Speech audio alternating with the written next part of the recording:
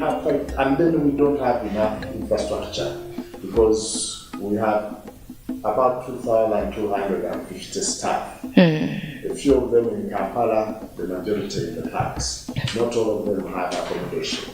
We don't have enough vehicles to go around. So those are challenges that we face, but we are managing them as we move on. Okay. What is your way forward? Our way forward is that you, as Salma, I as Sam, and all the Ugandans, we need to work together. One, to protect our environment. Because when we protect the environment, then we have better climate and better weather, we can have better crops, and we can enjoy the benefits of living in the Pearl of Africa. But at the same time, let's go and visit some of these places like Uwa is protecting the national parks. Incidentally, people think that going to do gorilla tourism is hard. We charge $700 to a foreigner coming here, but we charge only 250,000 Uganda shillings, less than $10 to somebody who is less than $100 to somebody who is Ugandan or East Africa. So you see that we make it easy for somebody who is a citizen to visit our national parks. So we encourage Ugandans to visit because when you visit, the money you give us, we will put it back into conservation and environmental management. Thank you. Any message for your partners? Our partners are many communities. We are neighbors. And neighbors sometimes know each other once. Yes. So we are neighbors. We need to remember that we are neighbors and we need to help each other to ensure that we manage these resources that we have near us. If there are problems of human wildlife conflict, Uganda Wildlife Authority is doing all it can to ensure that those are addressed. Secondly, to government, part of government of course, we need the resources to put back. Because look, tourism is one of those things that you will put in and it will bring it back as we go along. So we would like to ask that government puts in the resources. It is an investment. In the future, the benefit will be greater. And then to the rest of the partners, NGOs, business partners, please work with us. Let's put our resources together. Tourism is the best thing. And Ugandans, you have money and you want to invest.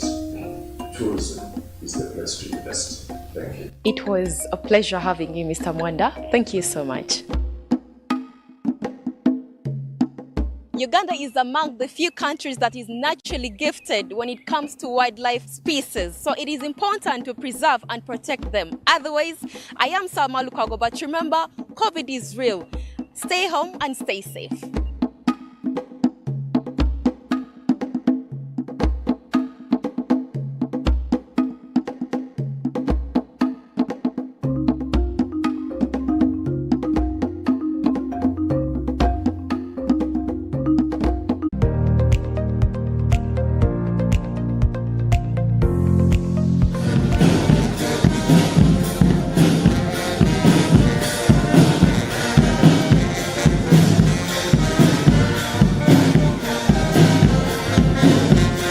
Thank you very much.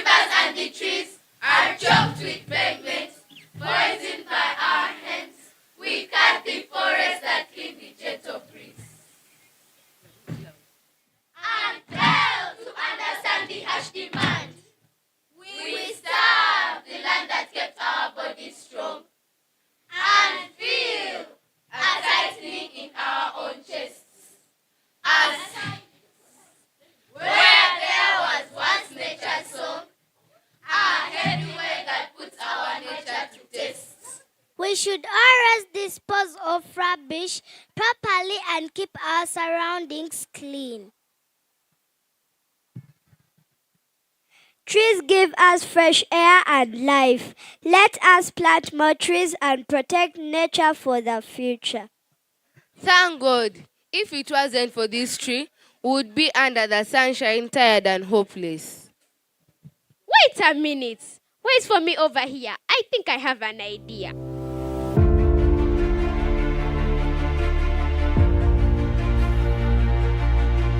Let me water this tree since it is very important to the whole community.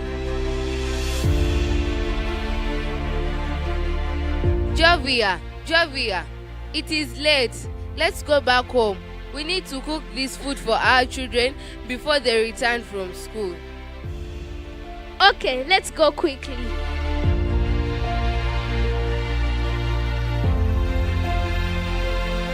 Did you learn how to do housework at such a young age?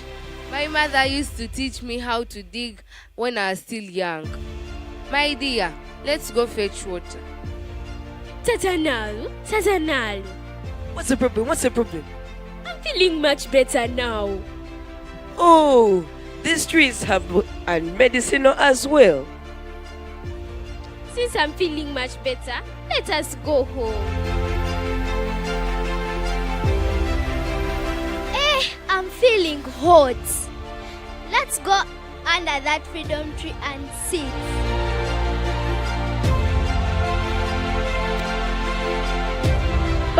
Thank God. Vian, I'm hungry. Let's go home. I'm hungry. No, Camilla. Let us eat some mangoes from this tree.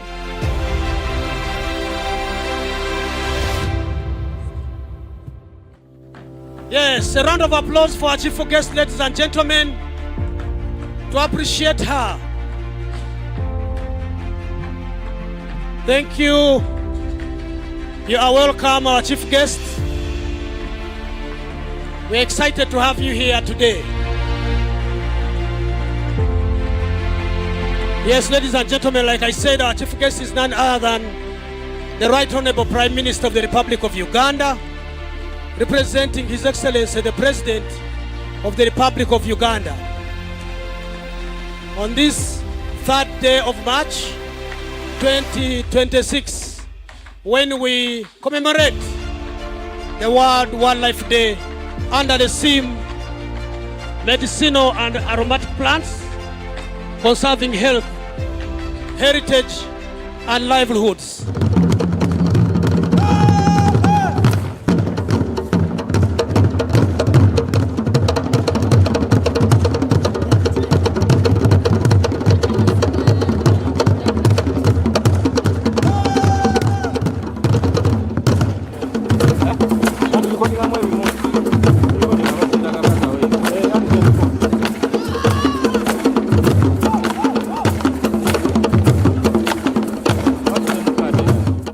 My name is Dr. James Msinguzi, the Executive Director of Uganda Wildlife Authority.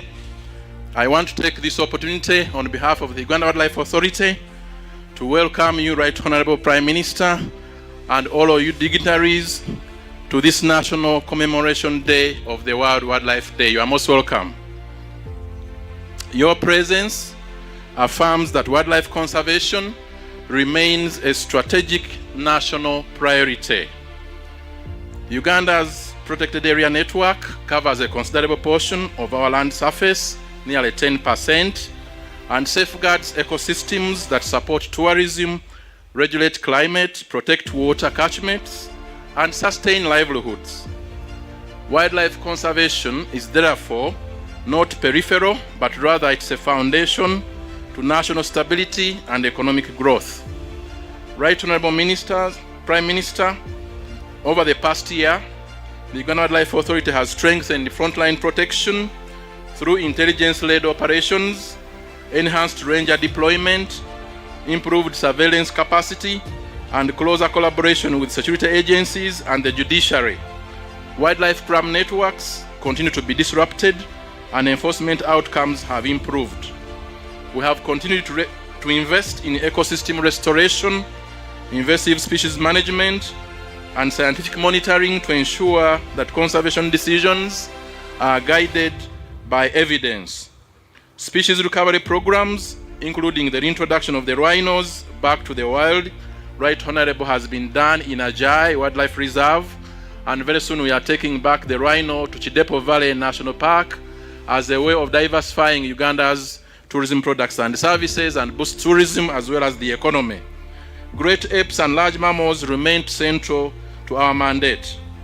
Right Honorable Prime Minister, all dignitaries, early this year, we fulfilled our pledge to the people of West Nile by taking the rhinos back to Ajai Wildlife Reserve, and tourism has started booming in that area. Equally important, community engagement has remained a priority. Revenue sharing projects, conflict mitigation interventions, and conservation education programs have strengthened the relationship between the protected areas, neighboring communities, and also electric fencing has supported our programs of human-wildlife conflict mitigation and management. Right Honorable Prime Minister, conservation has created value through education of the children of fallen rangers of the Uganda Life Authority, but also creating jobs around the protected areas. We are mindful that conservation landscape is evolving. Climate change, land use pressure, as well as population growth have demanded more innovation and partnerships.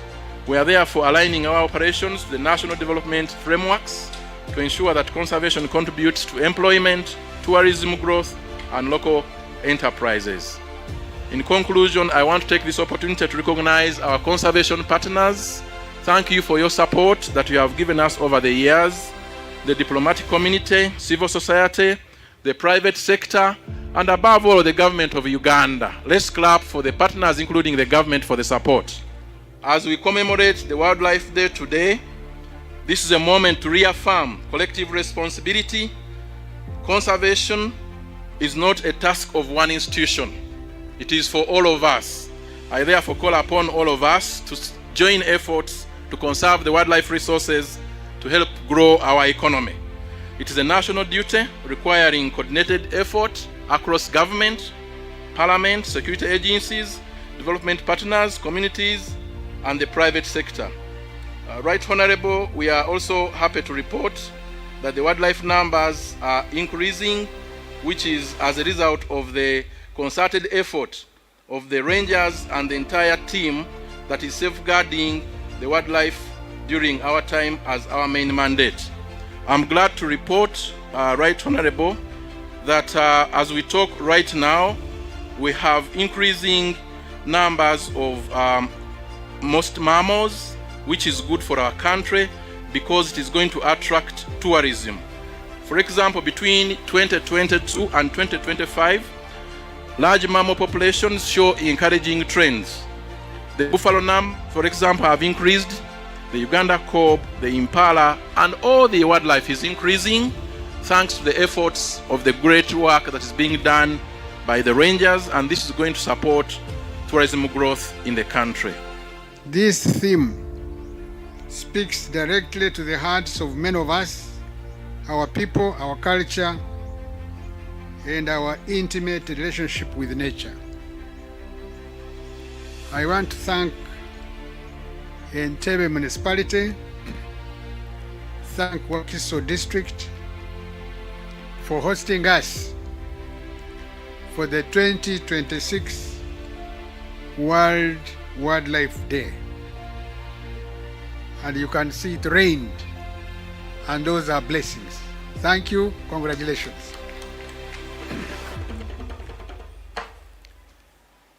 Right Honorable, medicinal and aromatic plants are essential for both human health and well-being and ecological balance.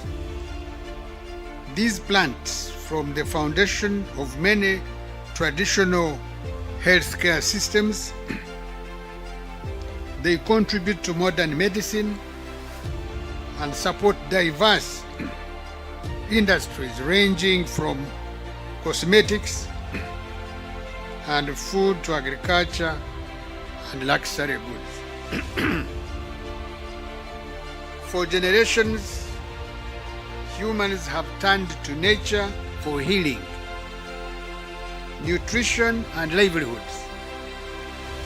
Across the globe, approximately 50,000 to 70,000 medicinal and aromatic plant species are harvested for their healing properties, cultural significance, and economic value.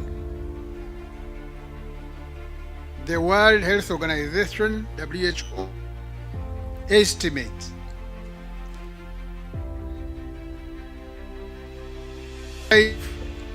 of human population in developing countries rely on traditional medicine for primary health care.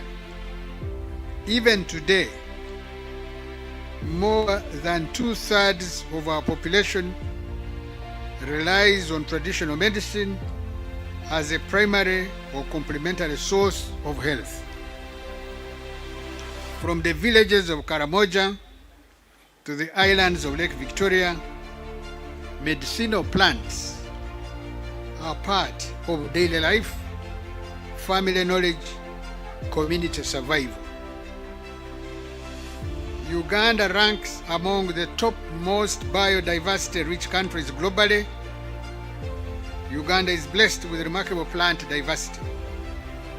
Species such as Prunus africana, used in the treatment of prostate conditions, Warburgia ugandensis, valued for respiratory and immune-related ailments, Mondia huitei, valued for respiratory and immune-related ailments, Mondia huitei, as I have said, known for its cultural and medicinal importance. Aloe vera, which you can find almost in every village, is widely used for skin and digestive health, and Artemisia annua, increasingly recognized for its medicinal value, are found in our forests, farmlands, protected areas. These plants represent far more than medicine.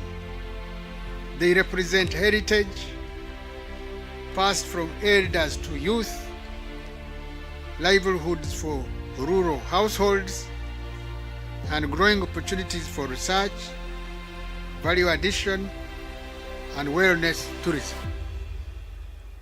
The rich plant and animal life endowment provides a solid base and competitive advantage over other countries to transform Uganda into a preferred eco-tourism destination in the region. The conservation of medicinal and aromatic plants directly supports Uganda's broader development goals.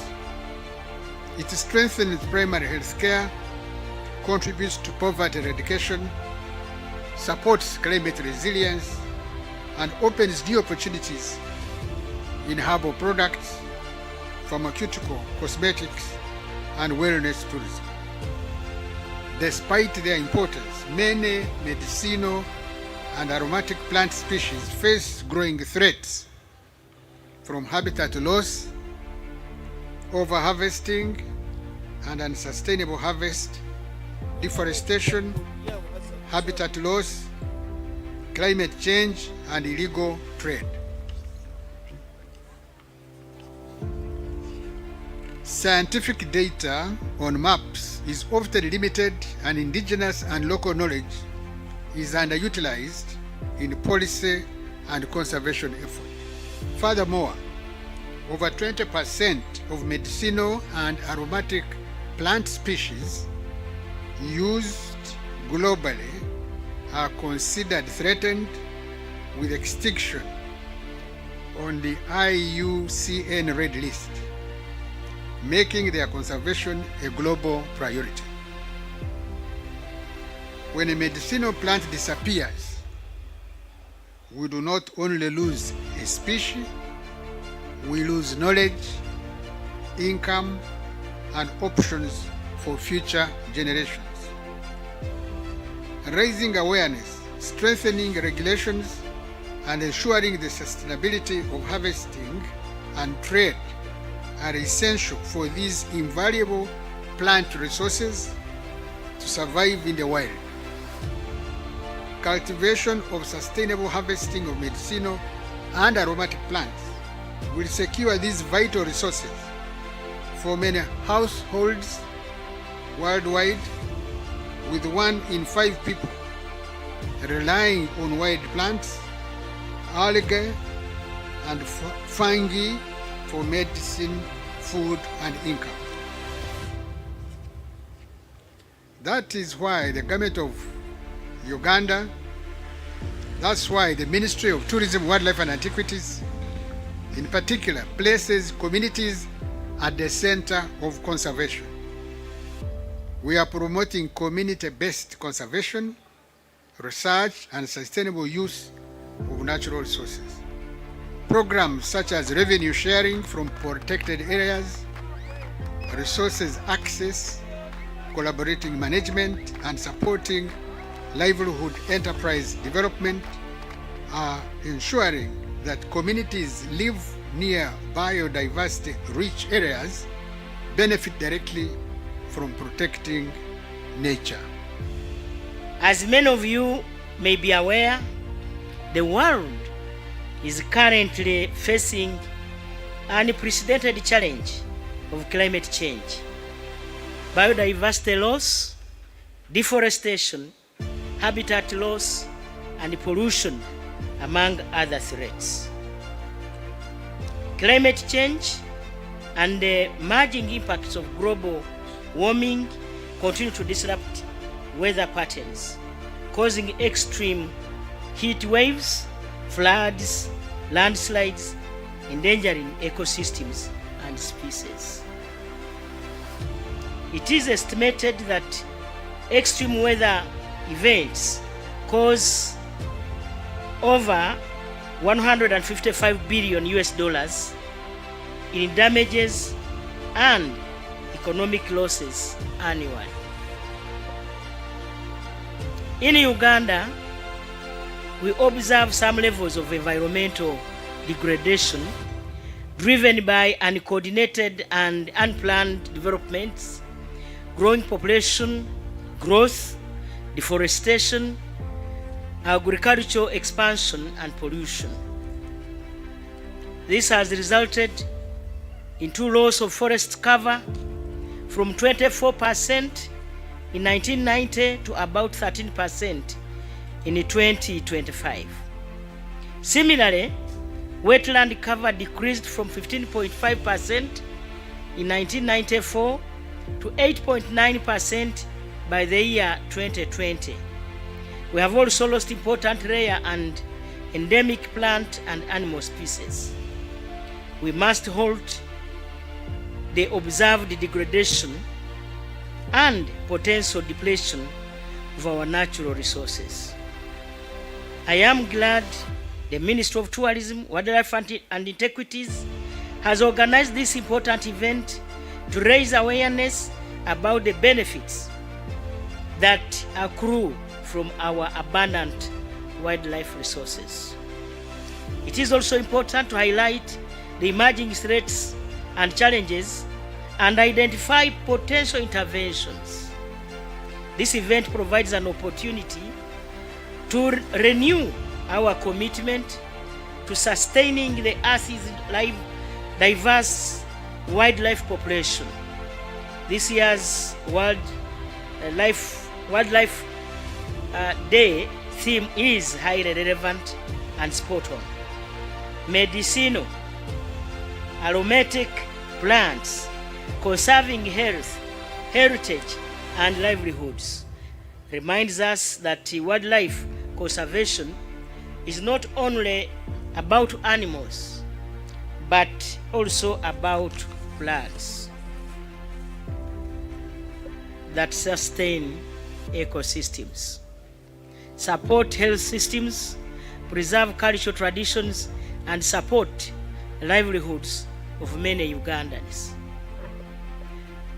The theme challenges all of us to work together to embrace conservation and protection of medicinal and aromatic plants for our own survival as human beings. The NRM government has been at the forefront of protecting the environment and eliminating human-induced threats to wildlife like poaching, illegal wildlife trade, encroachment, deforestation, habitat loss, etc.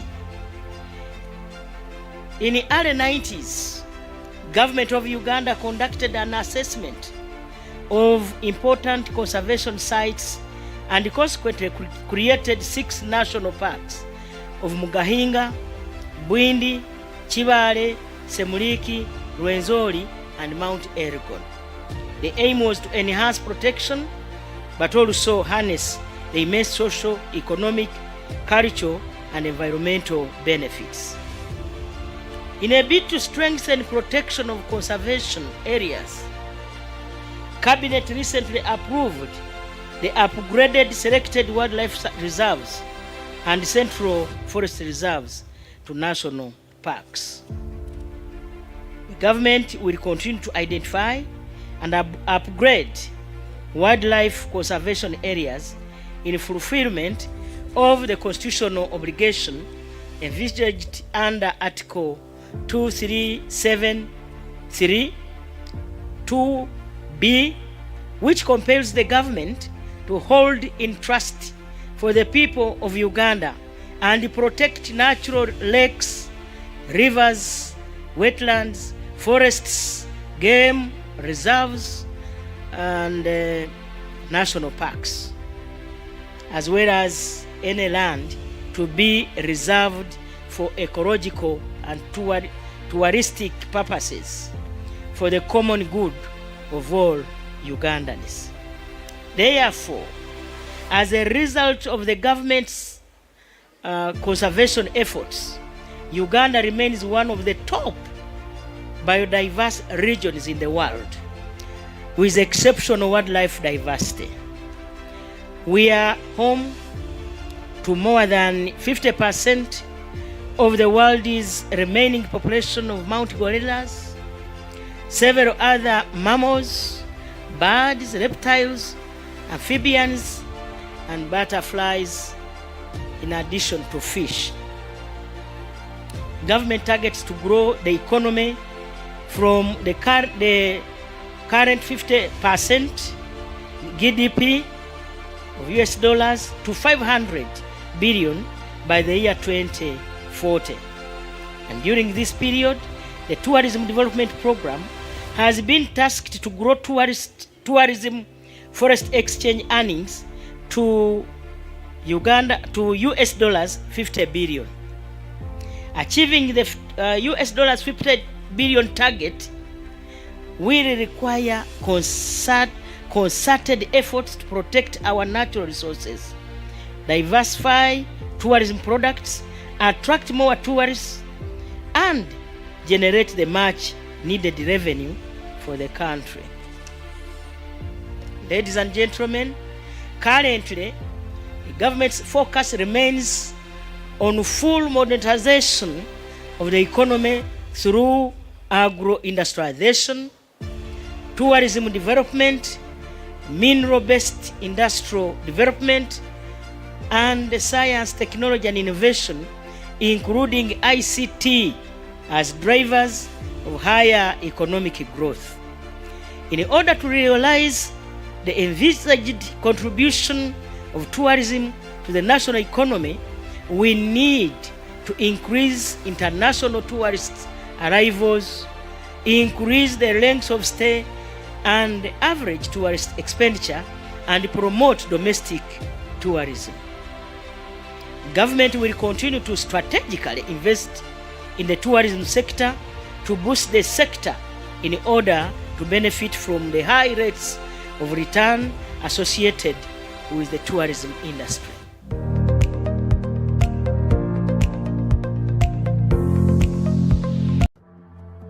The mountains of the moon carry Africa's third, fourth and fifth highest peaks, and Ruwenzori Mountains National Park is the ultimate mystical challenge. Come, climb, trek, walk, and perhaps you'll meet with mammal species, birds, reptiles and amphibians, and yes, ascend 5,109 meters above sea level to Margarita. Lying at the northern end of the Albertine Rift Valley, Murchison Falls National Park is Uganda's largest and oldest conservation area. One of the most remarkable things about this park is its centerpiece, the Murchison Falls. These are the final event of an 80-kilometer River Nile stretch of rapids and falls and twists, quite the setting for some of Africa's most memorable visitor experiences. Semuliki National Park sprawls across the floor of the Semuliki Valley on the remote western side of the Ruwenzori. We could tell you that Semuliki's birds, animals and nature are spellbinding, but we would not be giving you the whole picture. That's why we must invite you to Semuliki National Park to witness processes that have been in the making for millions and millions of years. High in the clouds sits the Mugahinga Gorilla National Park, protecting the rare mountain gorillas that inhabit its dense forests. A soothing aura of majesty with the gorillas and the golden monkeys.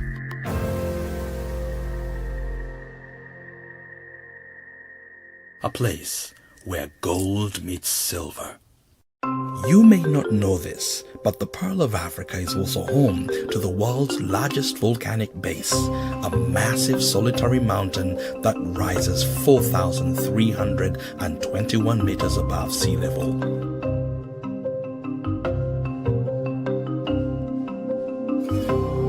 The Mount Elgon National Park. Mountain climbing, biking, birding, hiking, fishing, wildlife, cultural encounters. Because of its diverse ecosystems, savanna, shady humid forests, sparkling lakes, and fertile wetlands, the Queen Elizabeth National Park is Uganda's most popular tourist destination.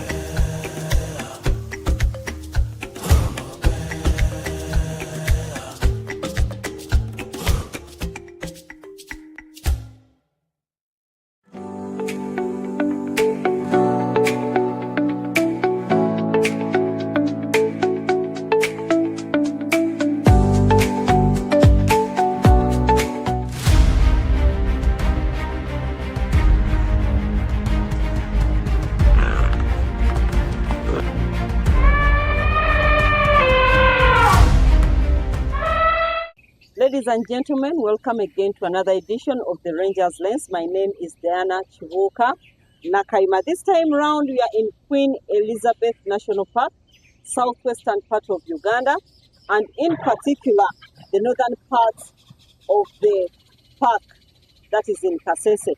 Today, we are going to talk about human-wildlife conflict.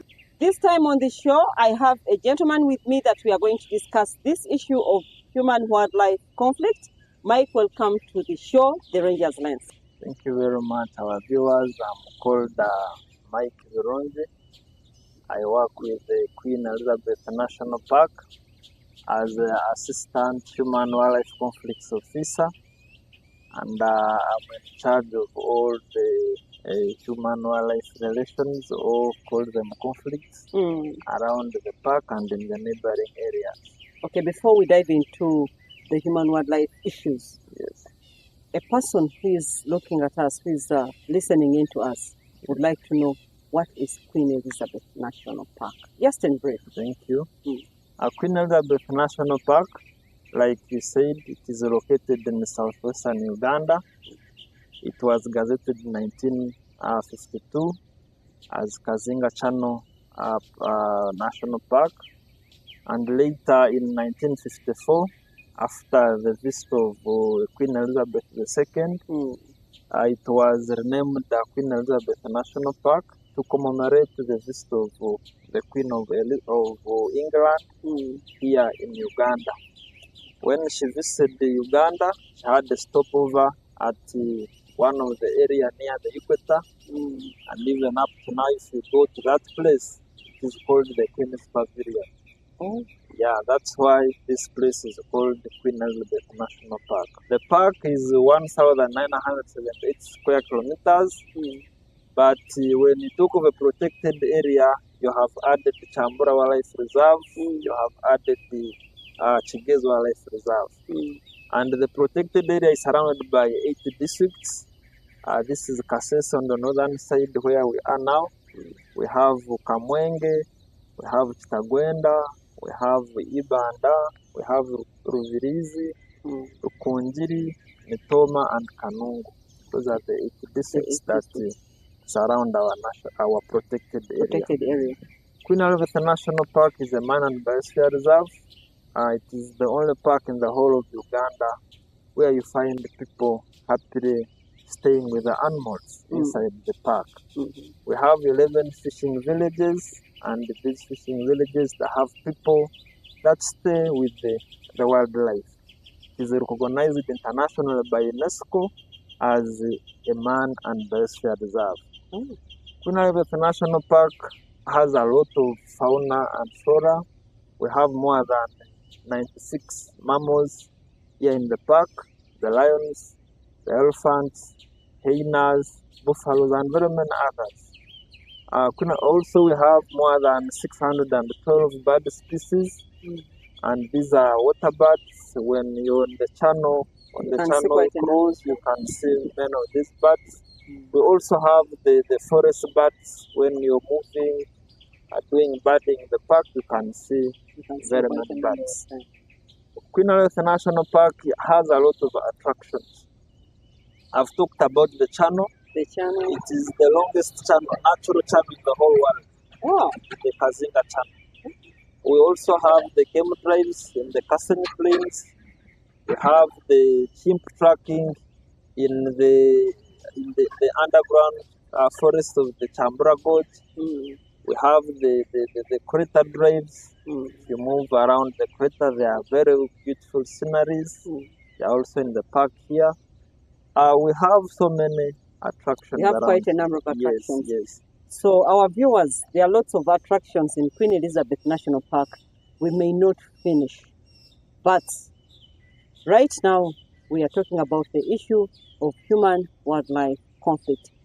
What is this human-wildlife conflict? What does it mean to the person out there?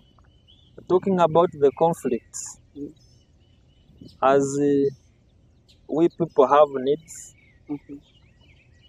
the wildlife, they also have needs. People, we need to have food, we need to have water. The same applies to the wildlife. They need food, they need water. So as they are looking for the water, as they are looking for food, we are also looking for water and food. So we are sharing the same environment. Somewhere in the middle there, we shall meet, and sometimes the relationship is not good. It's not okay. The elephant might feed on the maize garden. The elephant might break the tank, and it drinks on the water because of the climate change and the prolonged drought. And also, as it is doing so, the community people may retaliate. They kill the elephant, they kill the lion, thereby creating the conflict. So what happens, Queen Elizabeth National Park is known to be a savanna national park, but because of climate change and other factors, the park is changing to more of forested, and more thickets are developing around the park because of invasive species. We have different species in the park here. We have the Dicrothatchneria, we have the Panthenium hystophorus, we have the Preta cylindrica, and very many others. When they grow, they outcompete the short grass And The viewers, those terms are scientific, but those are trees. Yeah, They are scientific names of different trees. Yes. So we shouldn't get lost. But those are species that are not needed, right? Yes, yes. They are not needed, especially in this savanna park of ours. They are of no good use in the savanna. Yes, these are species that they have come and they are eating up all other plants that have been good food for our animals. So when there is a reduced food, when there is reduced short grass in the park, our animals will always go out to the neighboring communities to look for that good grass and maize like you can see in the background. Also, we have a problem of climate change. We have prolonged droughts in the area. These droughts, they dry up the watering points in the park. So when there are no watering points in the park, our animals will always move out to the neighboring communities to look for water. So when they go there, they break taps, they break water tanks, and thereby increasing on the conflict.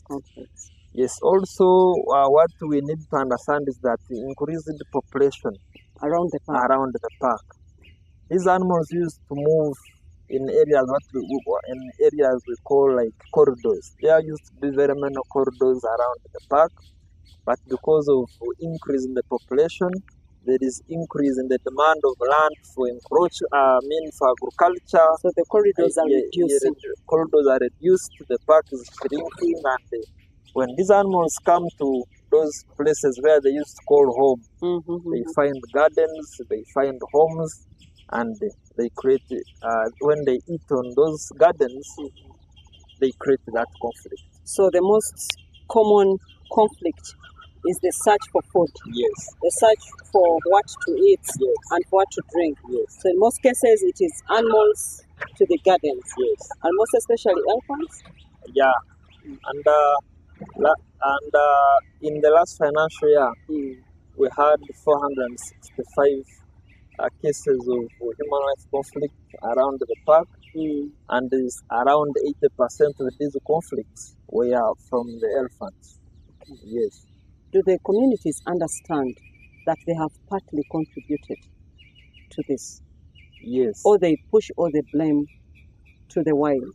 Yeah, that has no boundaries. As communities, they always want to blame the wild, but we are doing a lot of awareness to make sure that we leave these corridors for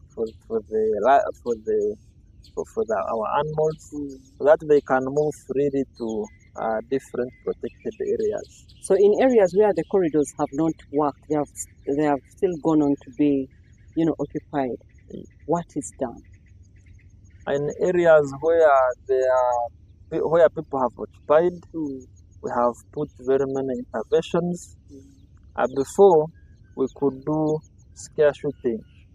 As rangers, we go outside there, sleep on people's gardens, even here where we are standing. We used to sleep along this line, along this tarmac road, and up to the river, guarding these crops you see here from the elephants, from the buffaloes at night. That's one we call it scare shooting.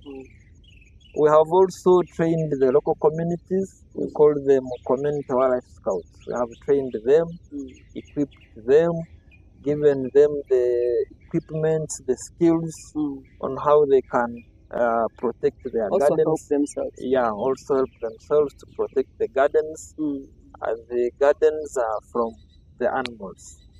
Yeah, and we have continuously trained these people and equipped them. Even in areas where we have a fence, we still need these scouts. Yes. I thought that when we have a fence like the one we are seeing here, it is all done. And the duty of the scout is not only to guard the crops from the animals. We also use them to do a lot of awareness in the communities. We also use them to maintain the fences where we have put them. We also use them to report the people destroying the fences. Oh, Yes. so we have people that again destroy the fences. Yeah, people always sometimes they cross the fence and they enter the protected areas to look for firewood. For example, on this stretch, the biggest the biggest illegal activity here is the illegal firewood collection. Don't they fear because these are electric fences? The fence was designed for the animals, and so the human beings can people can manipulate sometimes. But what we are doing, we are putting the cameras, and they always arrest them when they are destroying these fences. Okay. So I was talking about the interventions. We have the trenches. We began from somewhere to reach to the electric fence.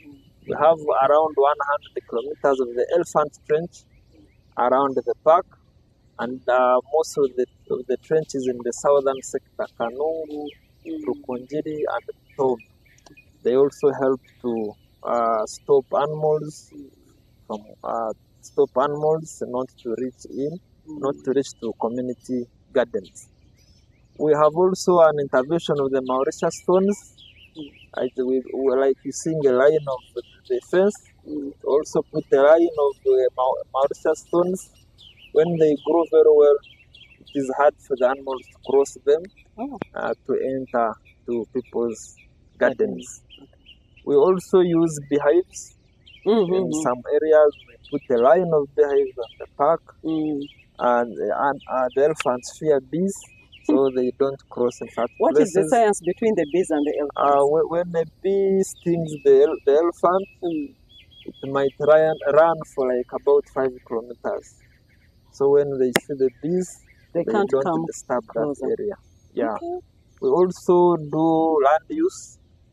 We advise our people to plant non-palatable crops near the boundary, so that they are not disturbed. They are not attract the animals. And under the IFPA seed program, we supported the communities of Nyamwamba division in Kasese district and communities of Mahoro in Stagwenda with the seedlings of onions. They planted a lot of onions around the boundary, and their gardens were safe from the so no animal can eat onions. Yeah. In other places, people are putting tea, people are putting tobacco and chili on the boundary, and it's not disturbed. So when you give in these crops that are not eaten by the wild, is there an arrangement for the market, or they already have the market and probably they lack the seeds? Kasese being at the border, we have a lot of market from across Congo, and even in Kasese town alone, if you go to Kasese town, people are very many. They take onions to Kampala, South Sudan, so the market is there. The market is there. Yeah. Another intervention is the awareness. That one is very key. We are doing a lot of awareness in the communities, in the 8 districts. We have our staff in the communities there doing a lot of awareness. Talk of awareness. Yes. When you step out to these people, do they find the topic of wildlife conservation, easy for them to understand?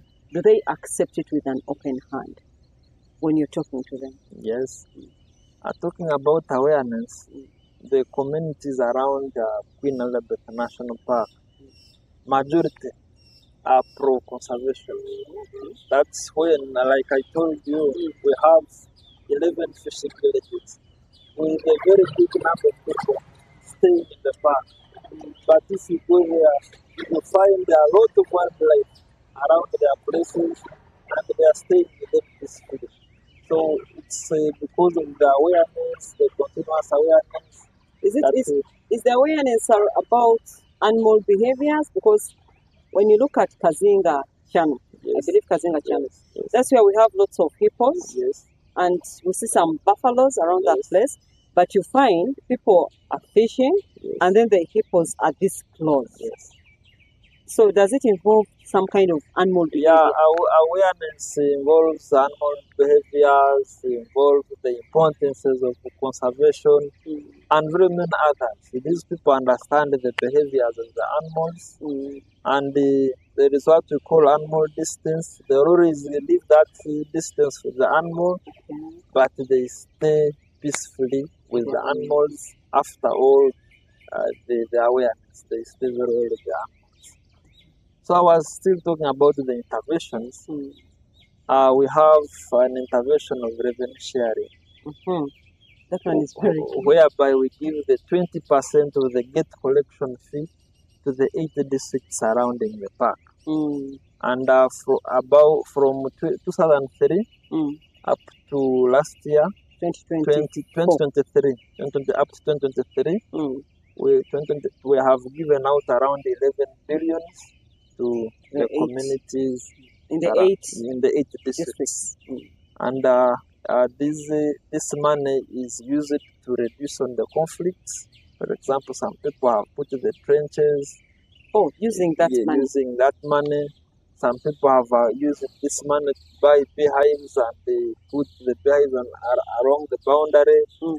And they also earn money from the beehives. Some people have built schools. Some communities have built hospitals. Some communities have built roads, and very many others from the revenue sharing money. So at least they are now seeing some advantage. Yes, advantage from the park. We also do resource access. You see, as the park, we allow organized groups of people. Organized groups of people. Our viewers should mark that, organized groups, because I thought that if I want to pick a resource from the park, I wake up, I get my panga, I come to you at the gate, I say, can I please access the park? I want some firewood.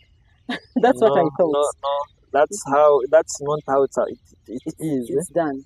We have communities with registered groups at the sub-counties. They request for a resource, for example, firewood. Our teams will go in those areas and assess if the firewood is there. We have an MOU with that group of people. MOU explains very well the number of days in a week you will enter the park, and the number of hours you will be in the park. So, and even how much you're supposed to collect. And how much supposed to collect, for example, maybe in a week. So at the end of the day, people are happy. They are accessing resources like firewood, grass. They are accessing fish. They are accessing cowrie shells, and very many others. And in the last financial year, that is 2023-2024, we gave out more than 500 million shillings to the groups that have the MOU with the park. Yes. So we are also doing compensation. Compensation as an for the intervention. losses that come in. Yeah, when sometimes maybe where we don't have the fence, when these animals eat, for example, the maize you see in the background here, we are compensating these people. So lastly, we are doing the fencing. We have 129 kilometers of electric fence around the park. For example, this stretch is Nyamugasani to Kavirizi. This area is called Kavirizi. Electric fence line. From Kavirizi, there is Kavirizi Chikorongo, where you saw the equator. It is also fenced. From Chikorongo, we go up to Nyamwamba River. Past Nyamwamba River. It is all fenced. Down here, when you go down from Nyamugasani up to the Congo border, that is the place is called Bisango. It is all fenced. Where we have the fence, there is no any other conflict. And when you go to Chitagwenda, we have the fence there, and we are still doing the construction. When you go to Rubirizi, we have the fence there, and we are continuing the construction. If you go to Rukunjiri, there is a fence, and we are continuing the construction. But Kanungu, it is all closed up with the fence. Yeah, so we are doing a lot of electric fencing around the park. Because of these fences, HWC cases have reduced from 465 in the last financial year to 385 in this just recent year. recent financial year. Okay. Yes. All right, our viewers, you can see what is happening here in this place. This is the electric fence that Mike is talking about, and you can see very well the flourishing maize in the community. And just a few meters, this is the park. So it gives a very good implication that animals are no longer crossing. Animals are no longer crossing to the communities to destroy crops. So we are continuing to the community and we hear from them. And also, before the fence, people were sleeping out. Even our rangers, personally, I would sleep out here guarding. So there is a better like welfare. Yes. In terms of life. But currently, you can't see in a house here. There used to be very many small houses. The small houses were meant to guard. Okay. But now people have gone back to their homes. People were busy guarding. Now the population is up. People have got time to spend with their... Chairman Through told us that according to the last census, people have increased because of the fence. So people are no longer spending nights outside. Guiding. They are spending nights inside. Did we have people complaining? Yeah, in Rubirizi, women were saying we no longer see our men. At night they are outside guarding the elephants. But now they have their men's home inside all there. all the night. All the night. Yeah. And also the men were complaining at some point. At some point, the men could say, "I don't know if even these children are mine because I'm always outside." But now the men and the women, they are in the homes. Okay. Or each and every time of the day. Also, we had a lot of famine around the park. Had a lot of famine, but now that people have crops, the famine has reduced. We had a lot of illegal activities. People would plant, for example, maize. They are eaten by the elephants. And at the end of the day, you enter to look for firewood that you'll sell and get money. And now people are happy outside there, and they have no time to enter and destroy the trees and the animals in the park. Okay, it's time for us to go into the communities and we also talk to them about this issue of human-wildlife conflict. Solutions are there. We can never run out of solutions. The wild and the humans must live amicably. The world or the environment belongs to all of us.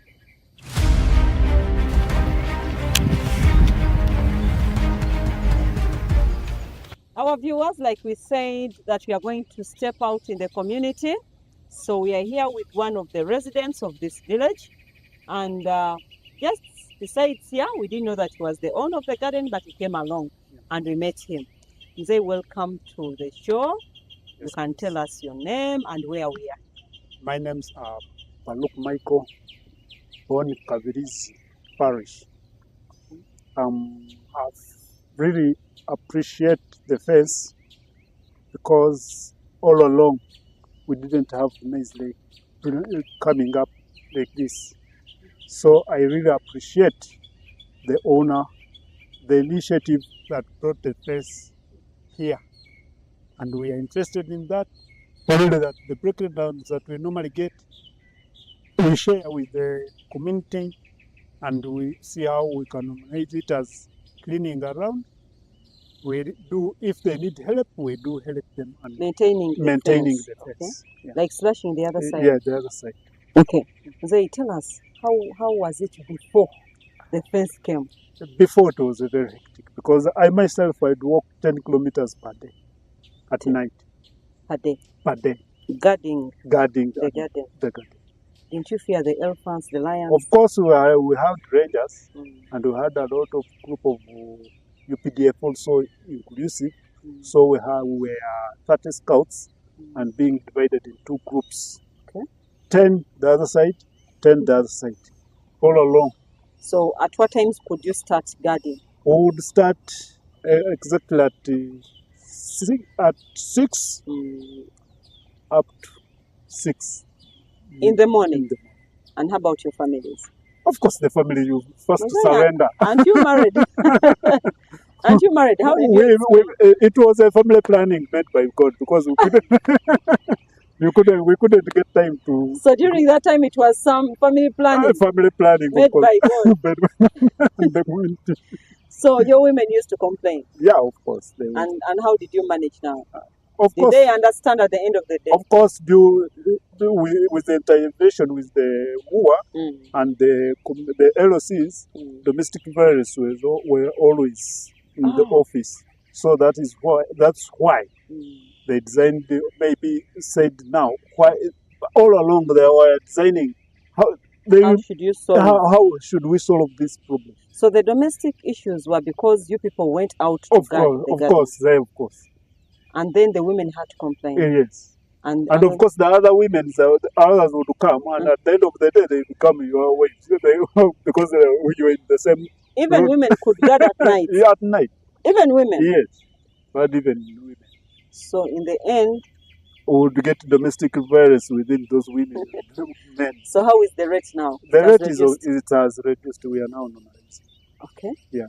So which animals could really disturb you during that time? The elephants, the buffaloes, and sometimes we would get even the lions. So the lions would just cross? Cross and eat people's domestic, people's cows, goats. But due to the intervention with the Uwa, with the elephant, with the lions, they would immediately pay. Okay. But on the elephants, even up to now, the compensation is coming. If it is coming, it's nice. The compensation is coming. We are assured that the compensation is on the way. If it is on the way, we appreciate. Otherwise, people were scared that the sister put the fence.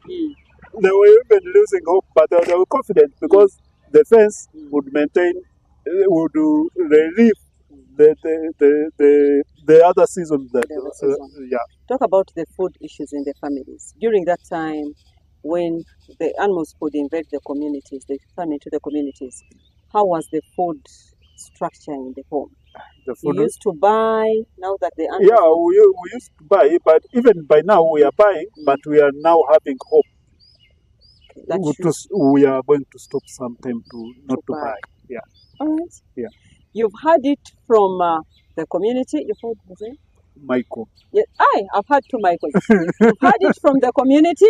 Another Mike who has said that indeed during that time it was not okay. Before this electric fence came into action, they used to sleep out hours from 6 in the evening to 6 in the morning. So automatically that one called for a number of issues in the family. No food. Women complained about their husband's absence in the homes at night, vice versa to the men. But as we speak now, you can see some smile on Zay's Mike's face. The food is here, it is growing, and then the family is also stable. You've been very good viewers of the Rangers Lens. We pledge to continue bringing you more of these stories right from the field. I remain Diana Chibuka, your host. Thank you.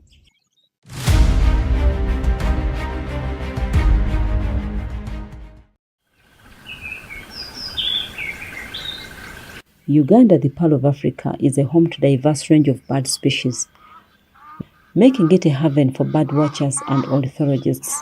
However, these remarkable avian inhabitants face numerous challenges.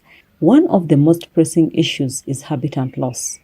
As Uganda's population grows, the urban areas expand, forests are being cleared, and wetlands drained, depriving birds of their natural habitats.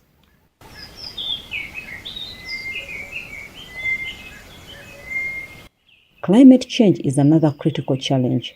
Rising temperatures and unpredictable weather patterns disrupt nesting and migration patterns, affecting food availability and causing distress to bird populations.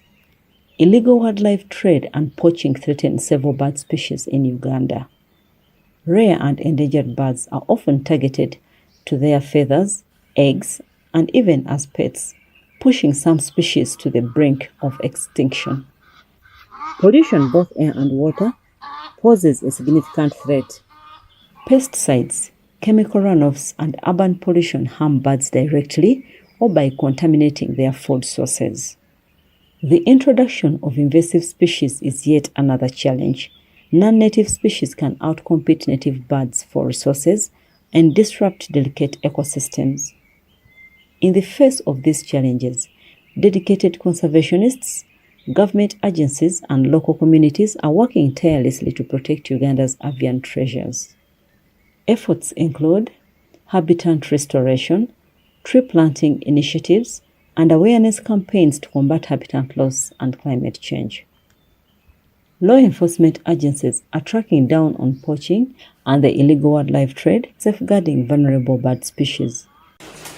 Scientific research and monitoring programs provide critical data to help inform conservation efforts and track the well-being of bird populations.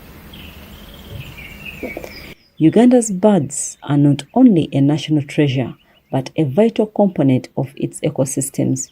By addressing these challenges and supporting conservation initiatives, we can ensure that the songs of these magnificent birds continue to grace the skies of Uganda for generations to come. Join us in protecting Uganda's avian wonders, learn how to get involved, and make a difference. Together, we can help these birds thrive. We started our annual health checks.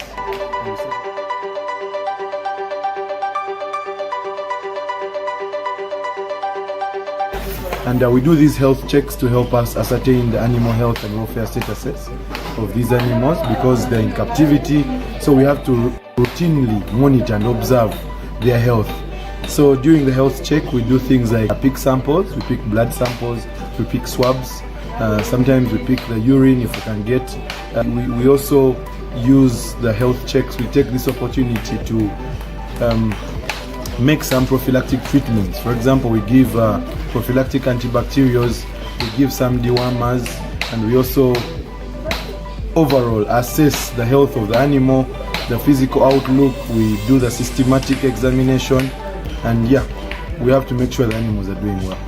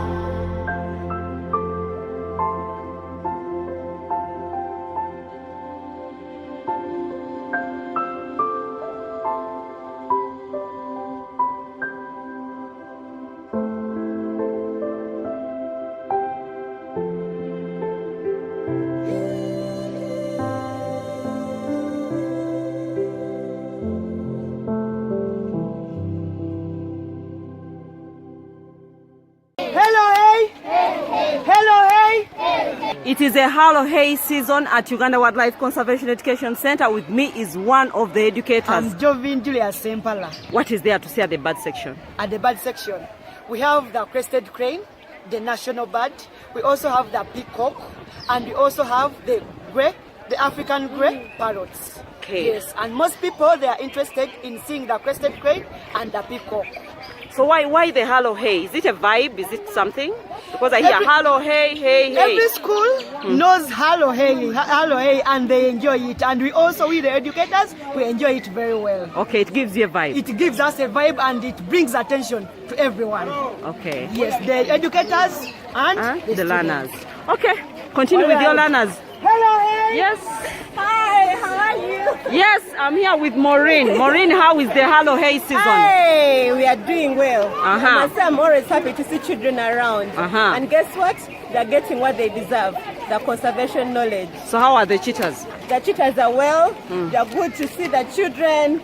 There's a lot of noise, but I know they must be also enjoying. These are children. Yes. Why the Halo Hay? Why? Well, to capture their attention. When you say Halo Hay, everyone will be like, oh, someone is saying something. Okay. So they will all turn and get their attention. Are they good learners? Yeah, they are very perfect learners.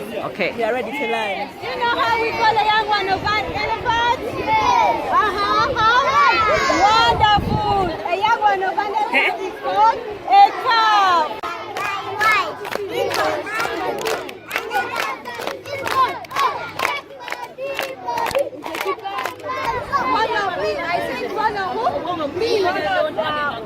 Okay, how is the season? The season is, this is the peak season.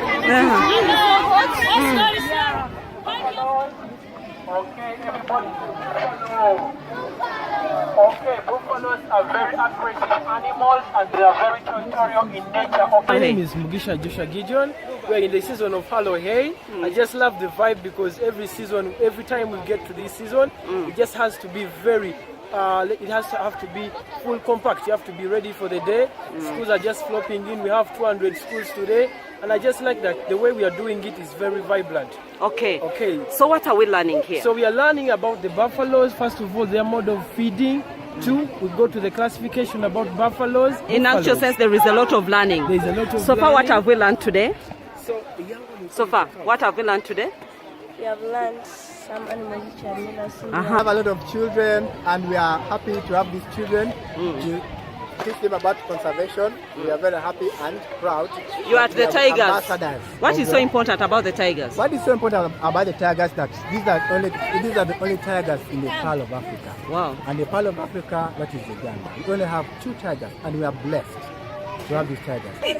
Baby, how is the Halo Hay season? Halo Hay season is really Halo Hay. And all is good. The students are many in number and we've been waiting for the season. We thank all the schools that have been able to come through and we really appreciate the students are learning and it's really a good experience. What are we learning from the cat section? What is there to see? Here we are mainly learning the big cats, that is the lions, the social animals, and we also do have the jackals, we have the servo cats, and we have the newest member in our collection, those are the golden cats. We are being able to teach about the different behaviors of these animals, what they feed on and how they are being able to adapt to their new environment here since they are not in the wild. Any message for the learners? My message to the learners is that let's love nature, let's conserve nature. Ojok, what is the Halo Hay season at your work and how is it? A Halo Hay season is massive. So this is the season where we show our strength. We have many clients in terms of schools, different categories, nursery, secondary, university. So this is the time we are working. This is the time we are conveying conservation messages to the different people in the public here. So we have so many students today. You can see, you can look at the video. There are so many. So this is the season where we feel like we are creating awareness.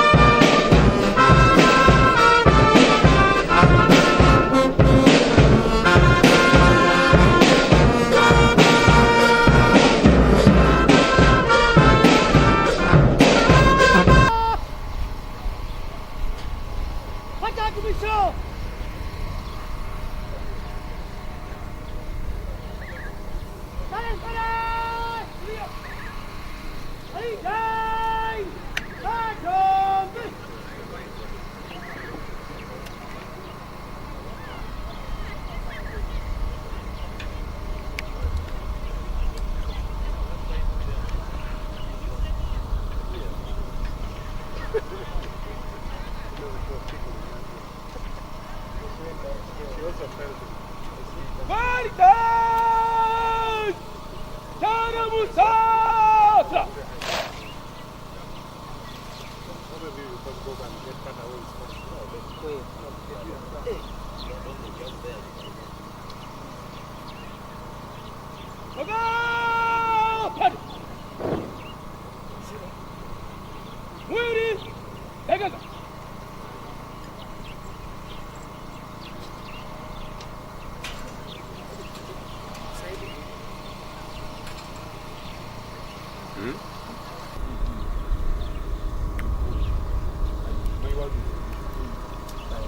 and you, we can fight. Remember, you helped me in Arua. That's what we are supposed to do. Let's have the number by the way. Please, we beg that you give us what you say. Also,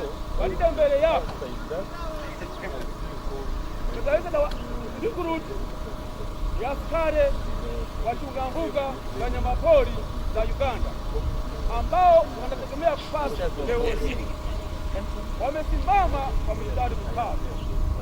Vikundi 15 wako tayari kwa uongozi wako, Parade Commander. Stop!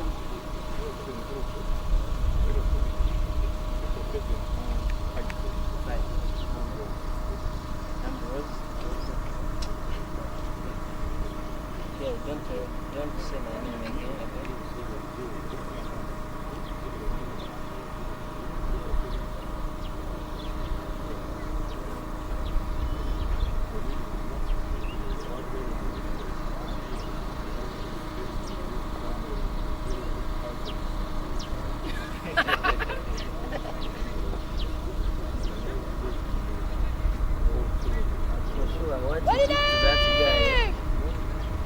But okay, they are people. What's the hassle? You know, I told you today, their problem is that power is not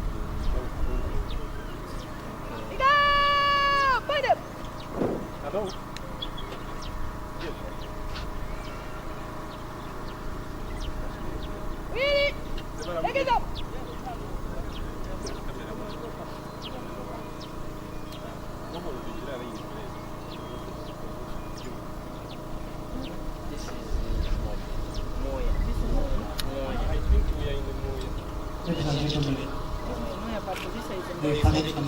I'm no longer feeling it hot. Actually, I think it's getting a bit cold, if I may say. I was telling someone that I feel a little cold. He told me actually it's the sweat that is getting cold, but not your body. Yes, and he reminded me that there is metabolism. You know, I'm not a scientist, so I don't want to go to take that direction. But there is that metabolism in the body that works, and basically the body emits a lot of sweat. We are continuing to receive our community members, those ones we value them so much. Because without them, like I said initially, without those community members, conservation work becomes very hard. Without their support, without their buy-in, we cannot do conservation work successfully. So we are nearing where we're supposed to be. For those ones who are thank you for being corrected. If you must pass this side, then that's where you go. Who are some of the... you're welcome. Let's pass this side.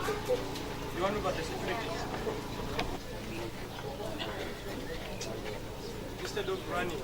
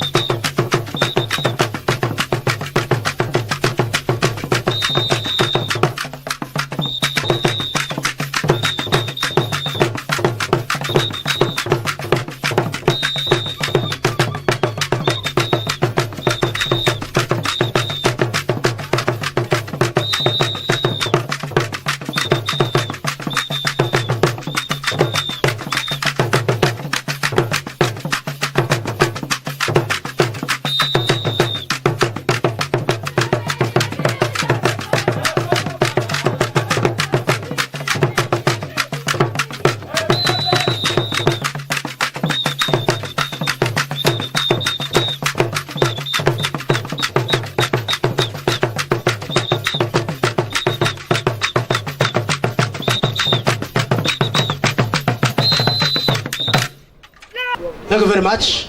Karibu sana.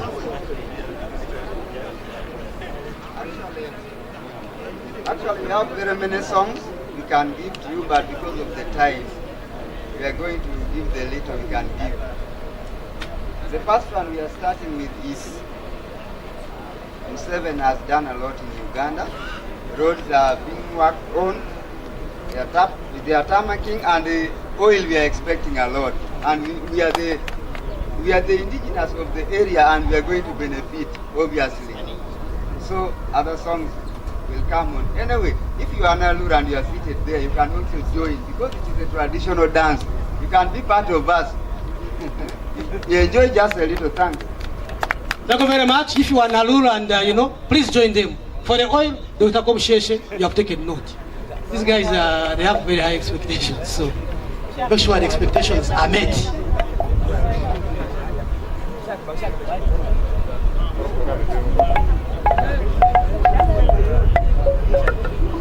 One thing is, when something is cultural, you tread carefully. You see, I'm not even sure whether they need a microphone or they just want to do it the artificial rather than natural way. I'm not sure.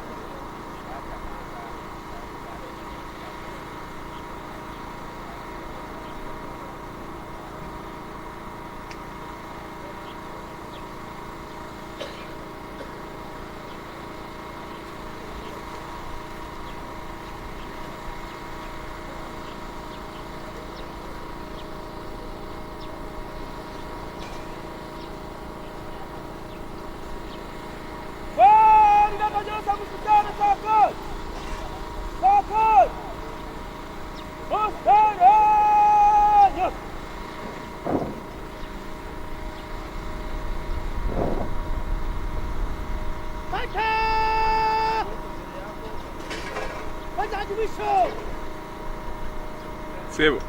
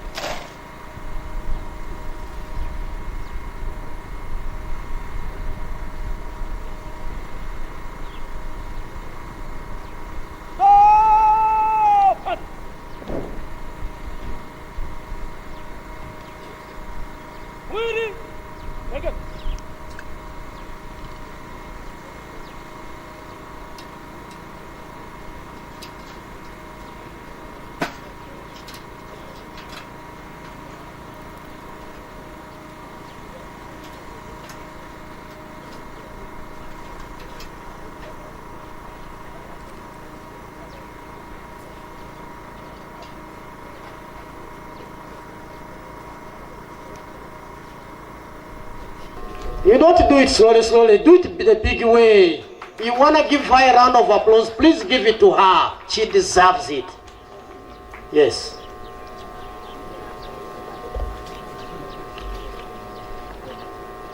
Karibu sana. I wish to request one of the ushers to come closer, especially to the tent where we have board members and other dignitaries. Just get closer to ensure that everything is fine. I was saying that the speech for the minister will have a number of activities therein, and these activities will certainly be steered by the minister, but of course the guest of honor will have a hand in these activities, especially where we shall be giving out revenue sharing checks. I already said that 20% of the collections from the gates of our national parks go back to communities, but this money goes to the districts. And these districts use this money for improving the livelihoods of communities that neighbor the national parks. We once again welcome our beloved minister. Honorable Minister, once again, you're welcome. Yes. Karibu sana. The pals are clapping for the minister. Kindly join the pals. Yes. Someone wants to ask that who are the pals? I want to preempt that. Consultations are part of preparations.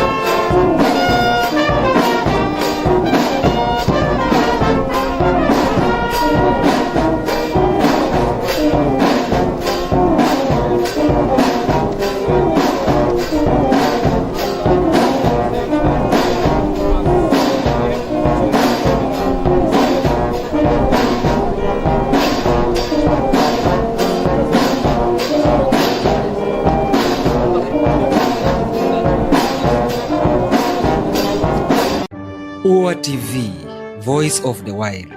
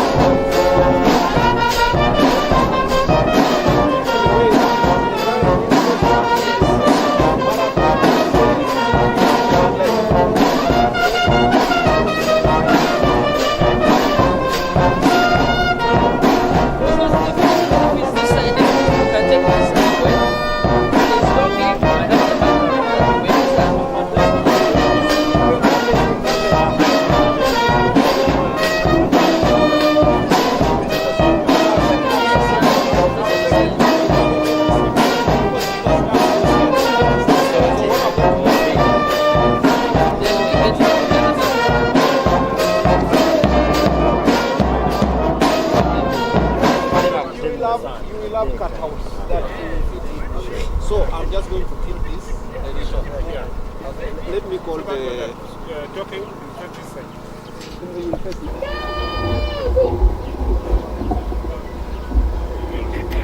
Honor today, the day that you and me, as long. Where have you been? Please join the team. Welcome His Excellency.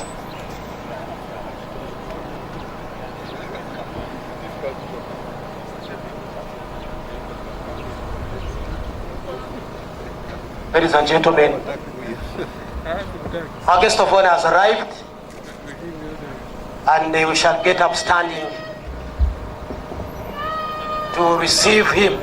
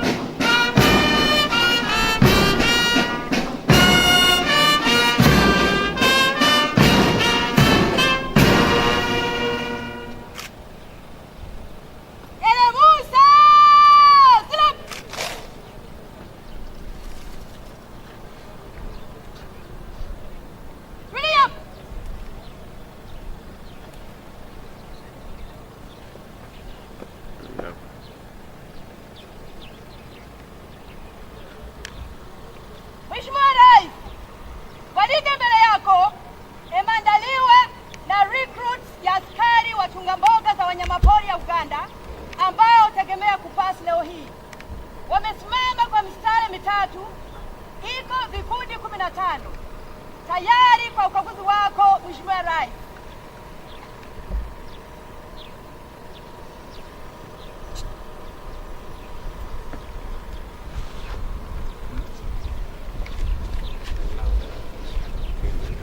Ladies and gentlemen,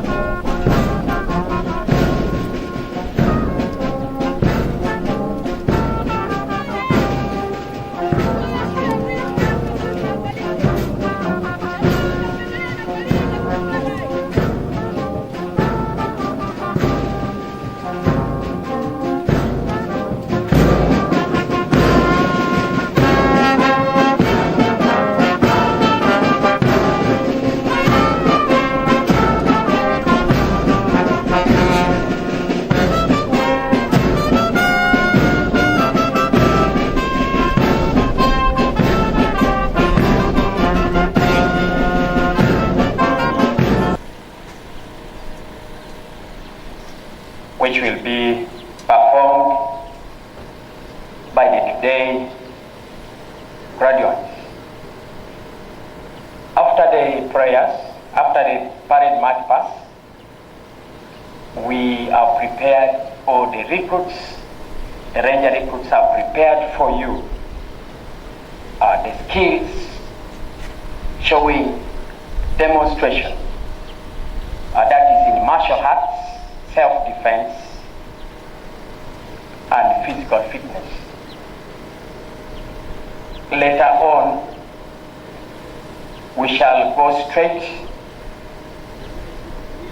assuming that all the cultural dances were made, the Choli dancers made it, the Luo dancers made it, Then we shall go straight to the speech that will be made by the LC1 of this area, welcoming the chief guest of today and all those who have come to grace this occasion.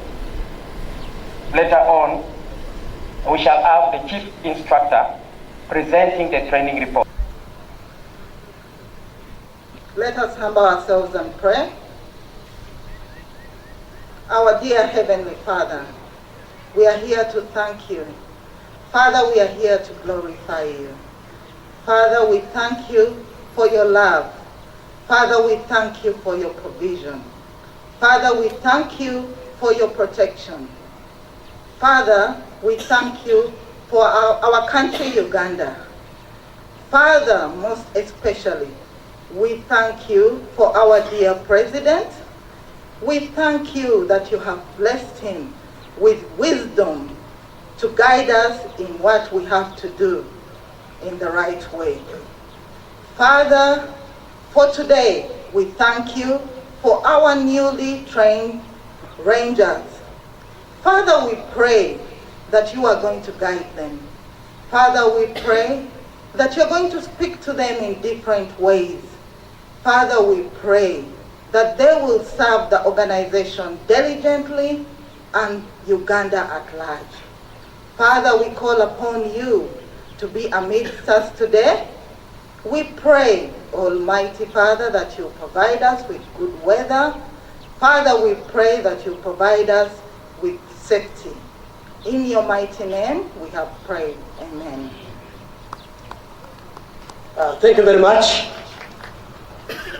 People are clapping for the prayer. I think it has appealed to most people's senses. At this moment, we need to hand over to the parade commander.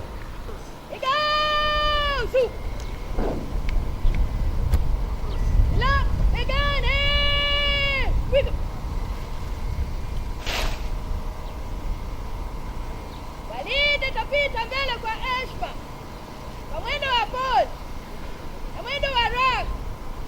Kikundi cha kwanza itaongoza kwa ujumla, hiyo na kushoto.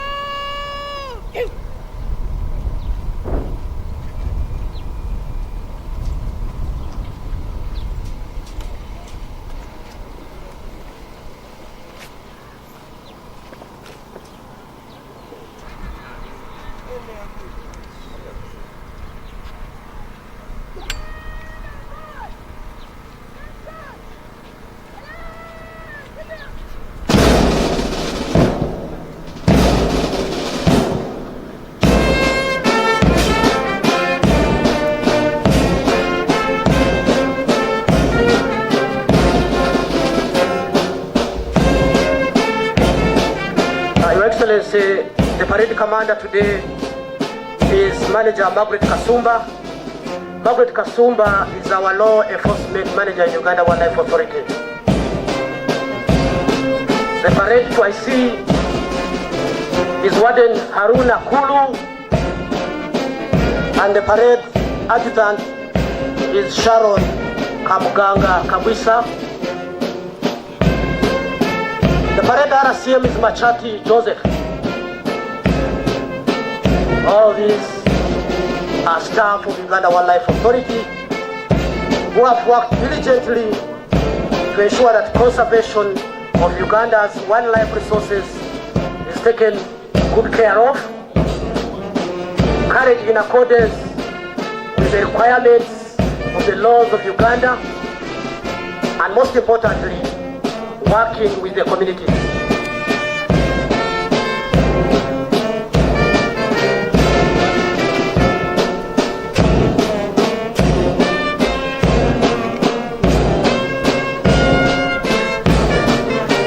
It is our belief that with these new additions, of course, conservation work will continue and to take it even to greater heights, Your Excellency. The men and women here today have been thoroughly prepared for the task ahead. Therefore, as an agency, and as the Ministry of Tourism, Wildlife and Activities, we are proud and happy for this moment. This could not have been achieved, Your Excellency, without the guidance of our political leaders in the ministry, our ministers, Mamba Tourism, I mean the Permanent Secretary, Minister of Tourism, Wildlife and Activities, the Board of Trustees of Uganda Wildlife Authority, the top management of Uwa, and of course the leaders in the districts where we operate, and other partners. Suffice to note is that the UPDF has played a very, very important role in ensuring that these people who are here today are prepared for the task.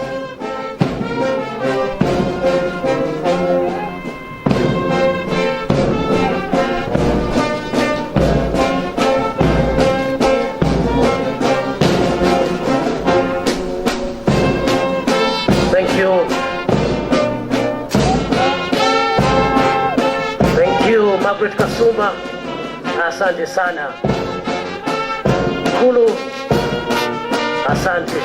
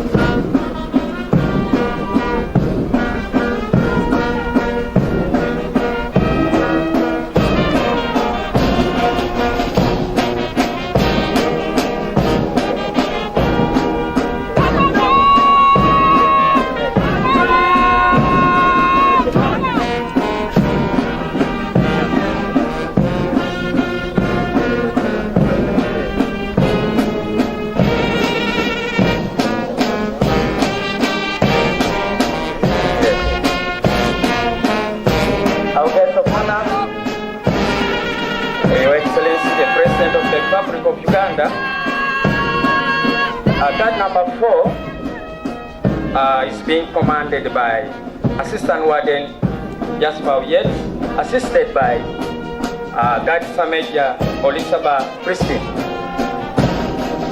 Guard number 5 is being commanded by Edith Nakayense and assisted by Guard Major Tumwesije Hilary. Guard number 6 is commanded by Assistant Warden. That is the rank of a lieutenant in Uganda Wildlife Authority.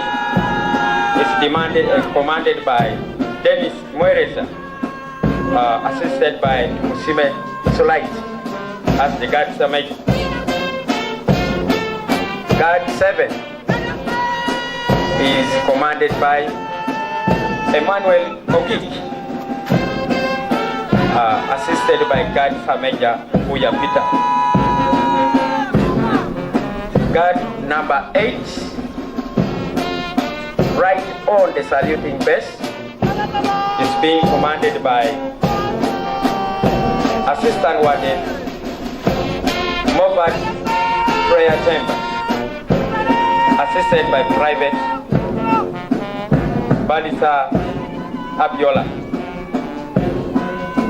Guard Commander, Guard 9, is Assistant Warden Philemon Tumwebase, assisted by Colotindo Lainen as the Guard Major. Guard 10, our guest of honor, is being commanded by Assistant Warden Tribe Pichan, assisted by Private Yapende Louisa Winnie as the Guard Major. or who underwent a training of 4 months and they are able to perform as the guard summit. Guard 11 right there, commanded by Assistant Warden Jadres Komugas and assisted by Eliona Dorin. Guard 12 commanded by Edison Quereza and assisted by Korea Mari. Guard 13 is commanded by Stephen Yaturu, right at the saluting bell, assisted by Private Juliet Davis and Guard Summit. Guard number 14 is being commanded by Acting Assistant Warden Roy Roberts and assisted as Guard Summit by Computing Sogwa. The last guard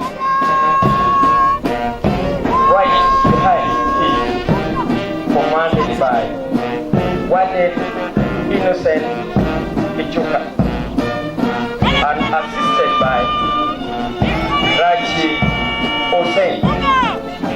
And right behind that guard, as you see, is the parade adjutant. Warden Sharon Kamuga,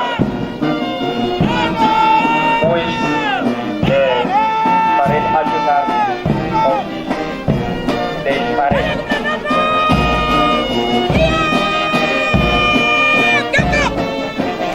Our guest of honor, we have the privilege to also announce that the band group that is right in front was entertaining from Hulu, that is the airport band.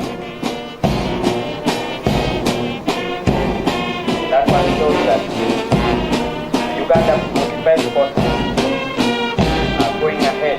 Almost all the divisions are having their own man that has enhanced a good public relations between the military and the civil population. Right after that, the parade will once again pass quick march.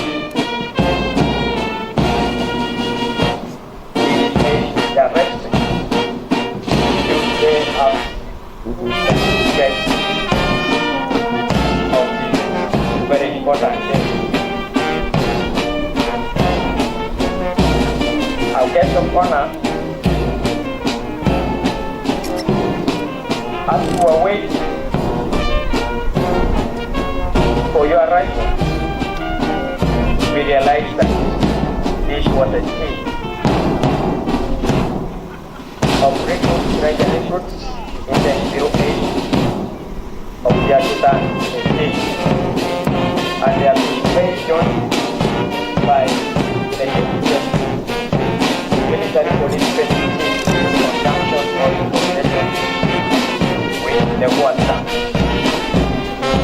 And we want to say thank you so much for expanding the relationship with other organizations in Uganda so as the progression of unity, cooperation continues in Uganda.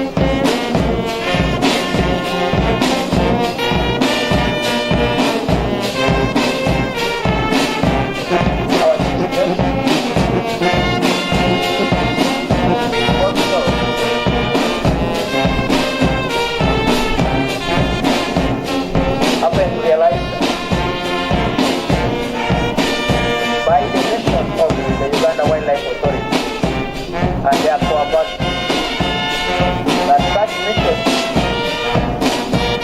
and function cannot be maintained or kept by any other person, but can only be maintained by somebody who has underwent a paramilitary training. That's why today you are here to appreciate the pass out of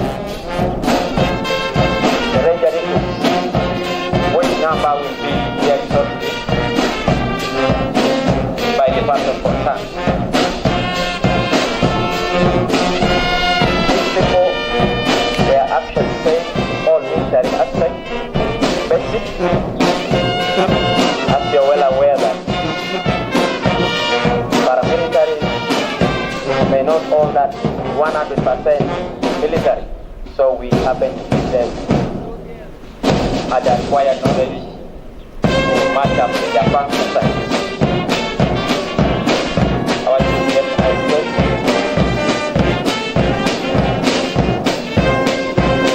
To enjoy the parade.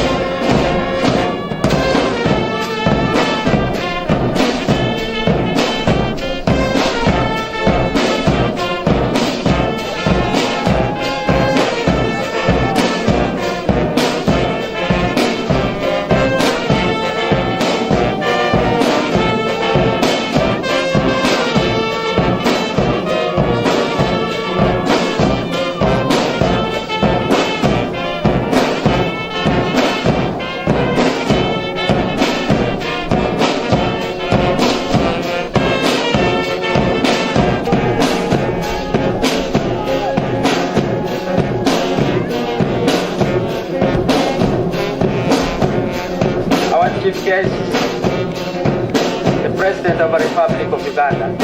As you see them march past, these are the products of all the 4 months, which is not equivalent to the recruit training of the Uganda People Defense Forces. But the training team made sure that these people are put in a footing that is almost similar or next to the Uganda People Defense Forces.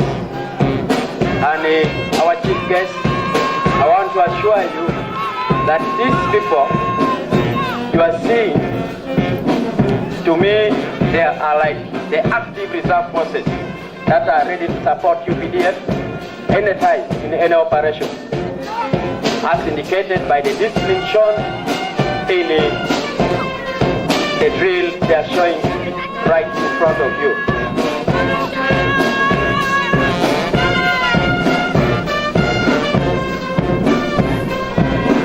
We also want to appreciate the Uganda Wildlife Authority for the variants, the different people they have brought on board. We can see the shortest people, we can see the medium, we can see the tallest, indicating that they were not biased. They made considerations for all tribes in Uganda as we are serving the same goal towards unifying Uganda, making Uganda a country desirable and a country loved to be in by every person. So we want to thank them for that spirit, and we request that they continue.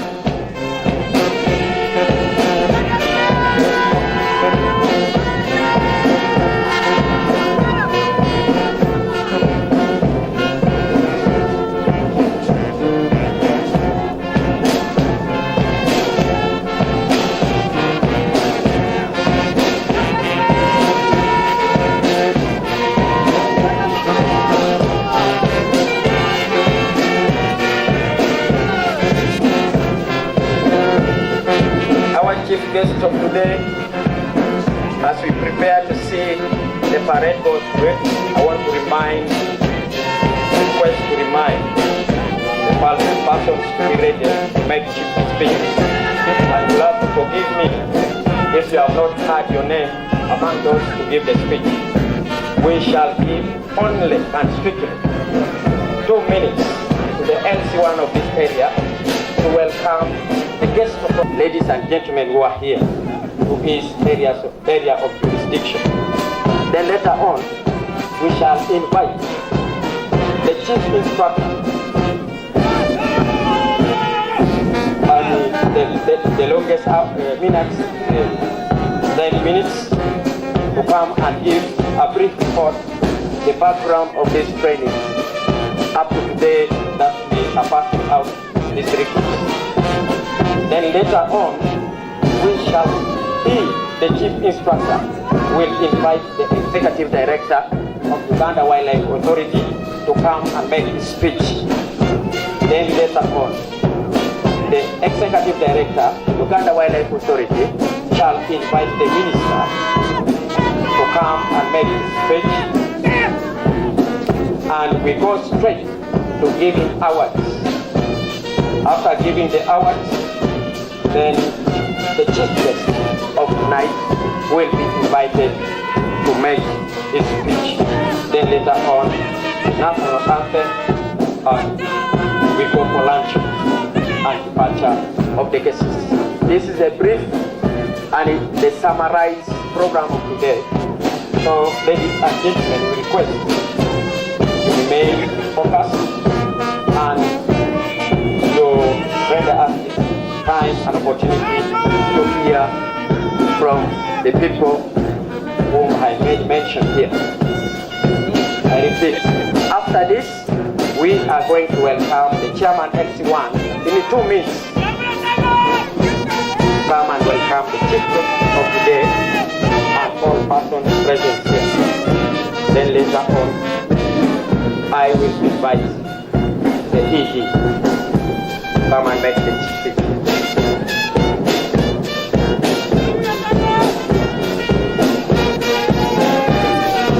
The parade are assembling in their positions.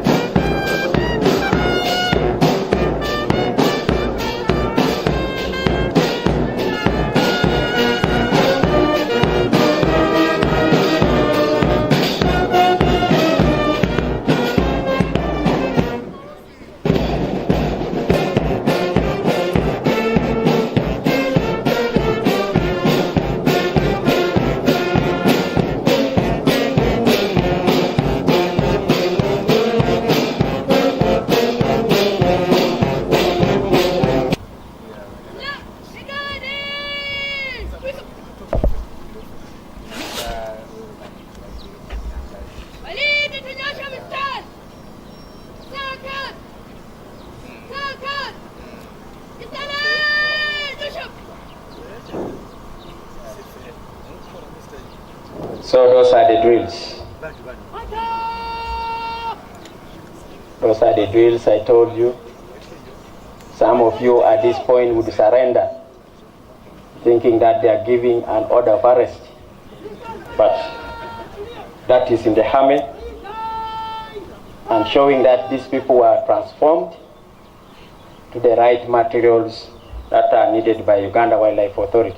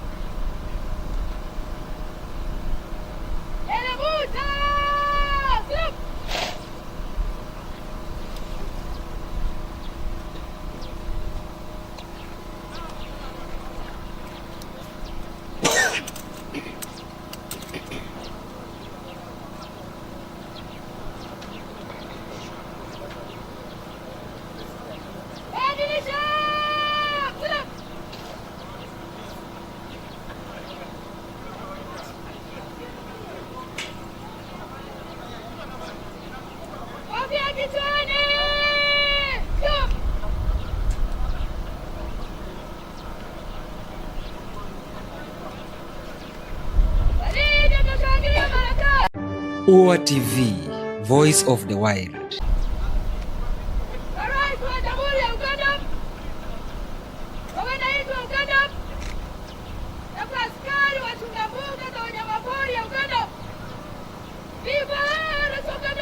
Viva!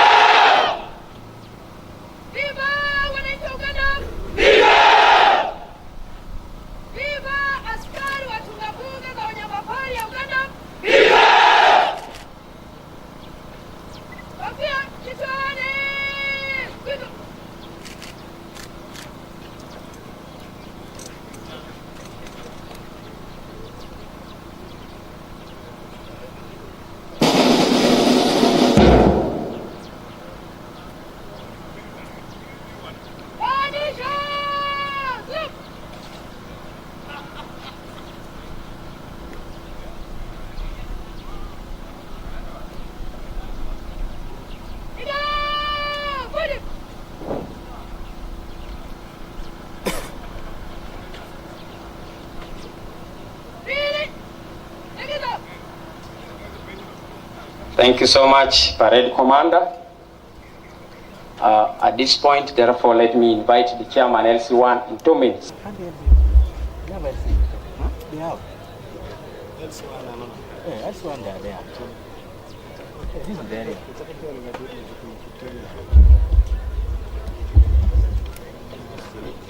Your Excellency, the President of the Republic of Uganda, government ministers,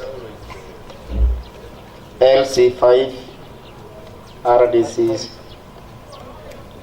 neighboring Massasoit Fall Conservation Area.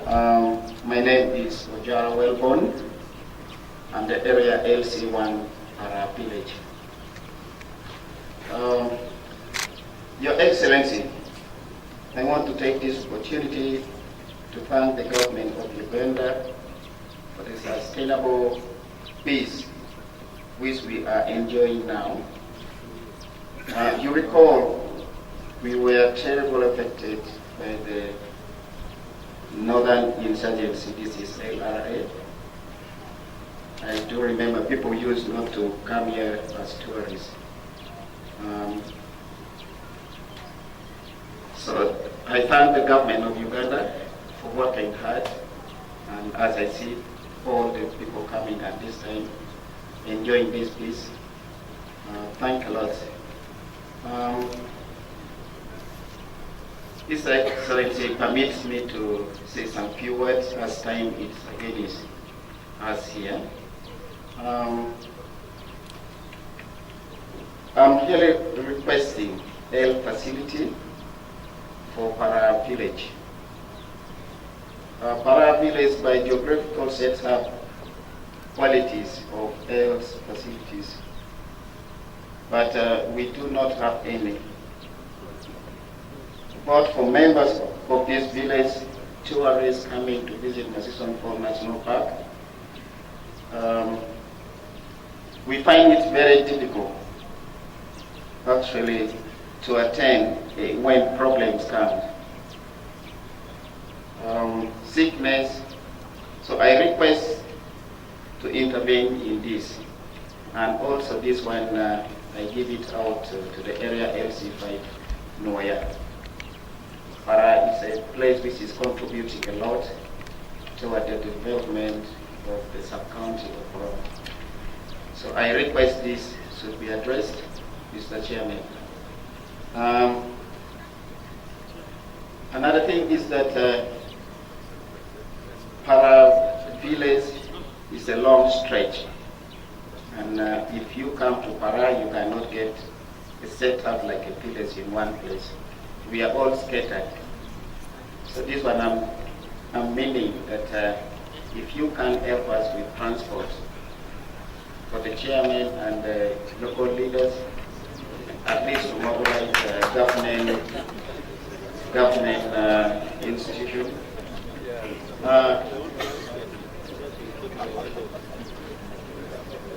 With this, before I conclude, as those who came a little bit early, I conclude by saying the MCs have been talking about revenue sharing, whereby Uganda Wildlife Authority is contributing some money, and this money is given back to the community.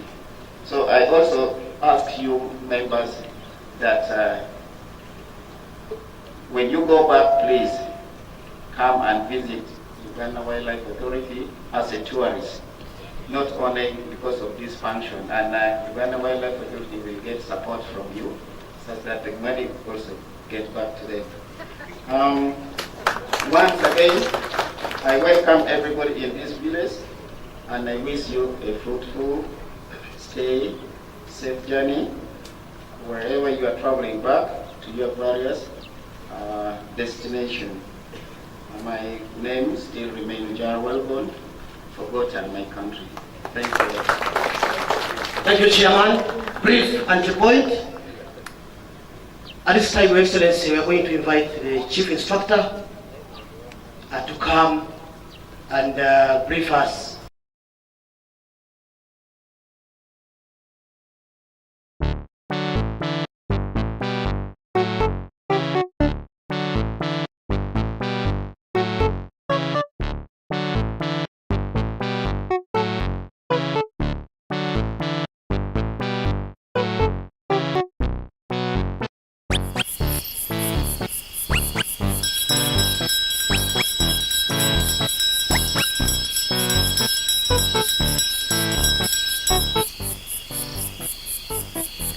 The day starts at 5 a.m. with a wake-up bell, when darkness is still the master, when night insects are singing and the monkeys are still asleep. The 5-man team of veterinary doctors from Uganda Wildlife Authority start preparing expensive immobilization drugs to fell wildlife. Drugs are so lethal that one accidental piercing of the skin with a loaded syringe is a sure way to meet your creator. The drugs can only be handled by trained personnel. As the sun punches through the dark skies, announcing the birth of a new day, the doctors assemble and load their dart guns.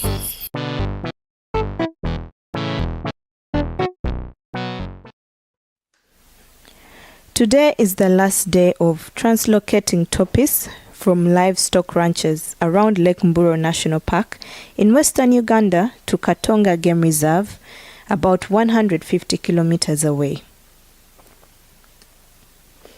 The Uganda Wildlife Authority plans to elevate Katonga Game Reserve to a national park. So far, 46 zebras have been moved.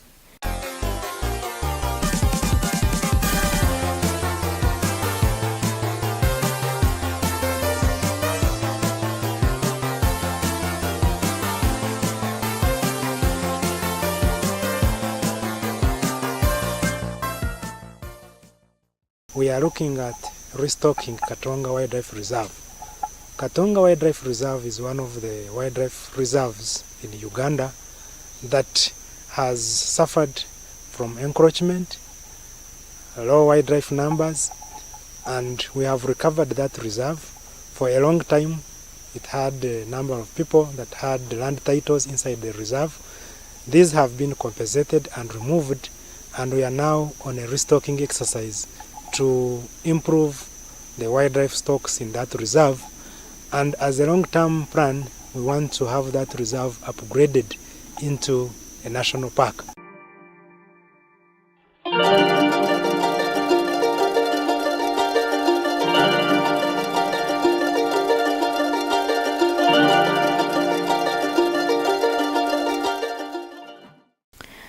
It's now time for team translocation to do surveillance to determine whether the animals are available and accessible. The team has to make sure that there are no thick bushes around so that once an animal is darted, it does not run and disappear into thick thickets.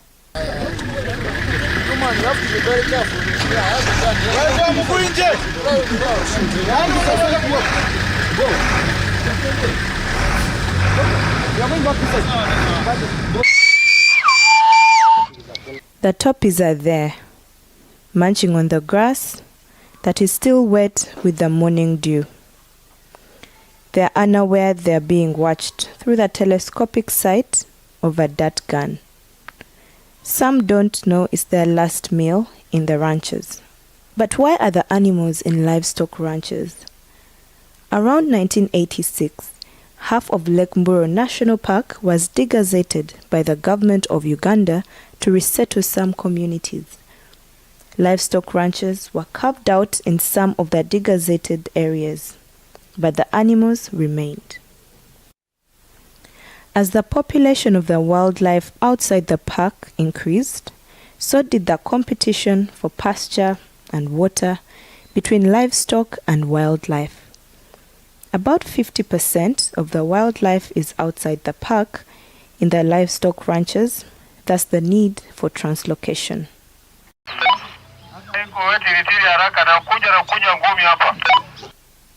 The hunt is now on.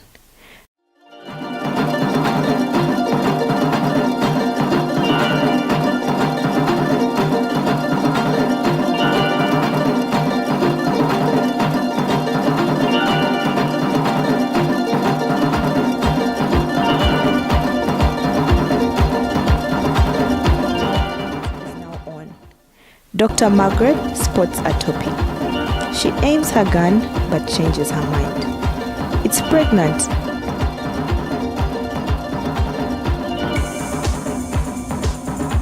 And one of the things is that we must avoid capturing subjects that we normally call poor anesthetic patients. And these are normally the very young, or the elderly, or those that are pregnant, or those that are sick.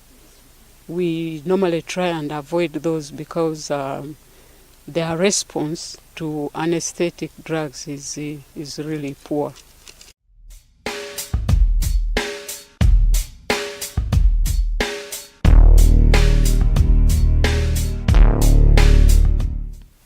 But a short distance away, Dr. Robert Aruho sights the right candidate and pulls the trigger.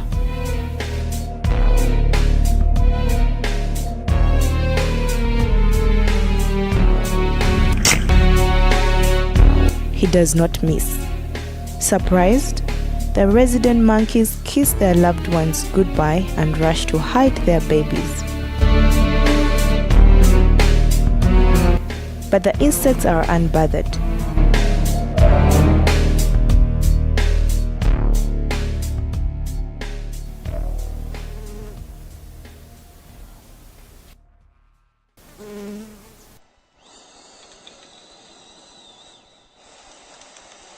As the topi falls, team members rush to position it in a manner in which it usually rests.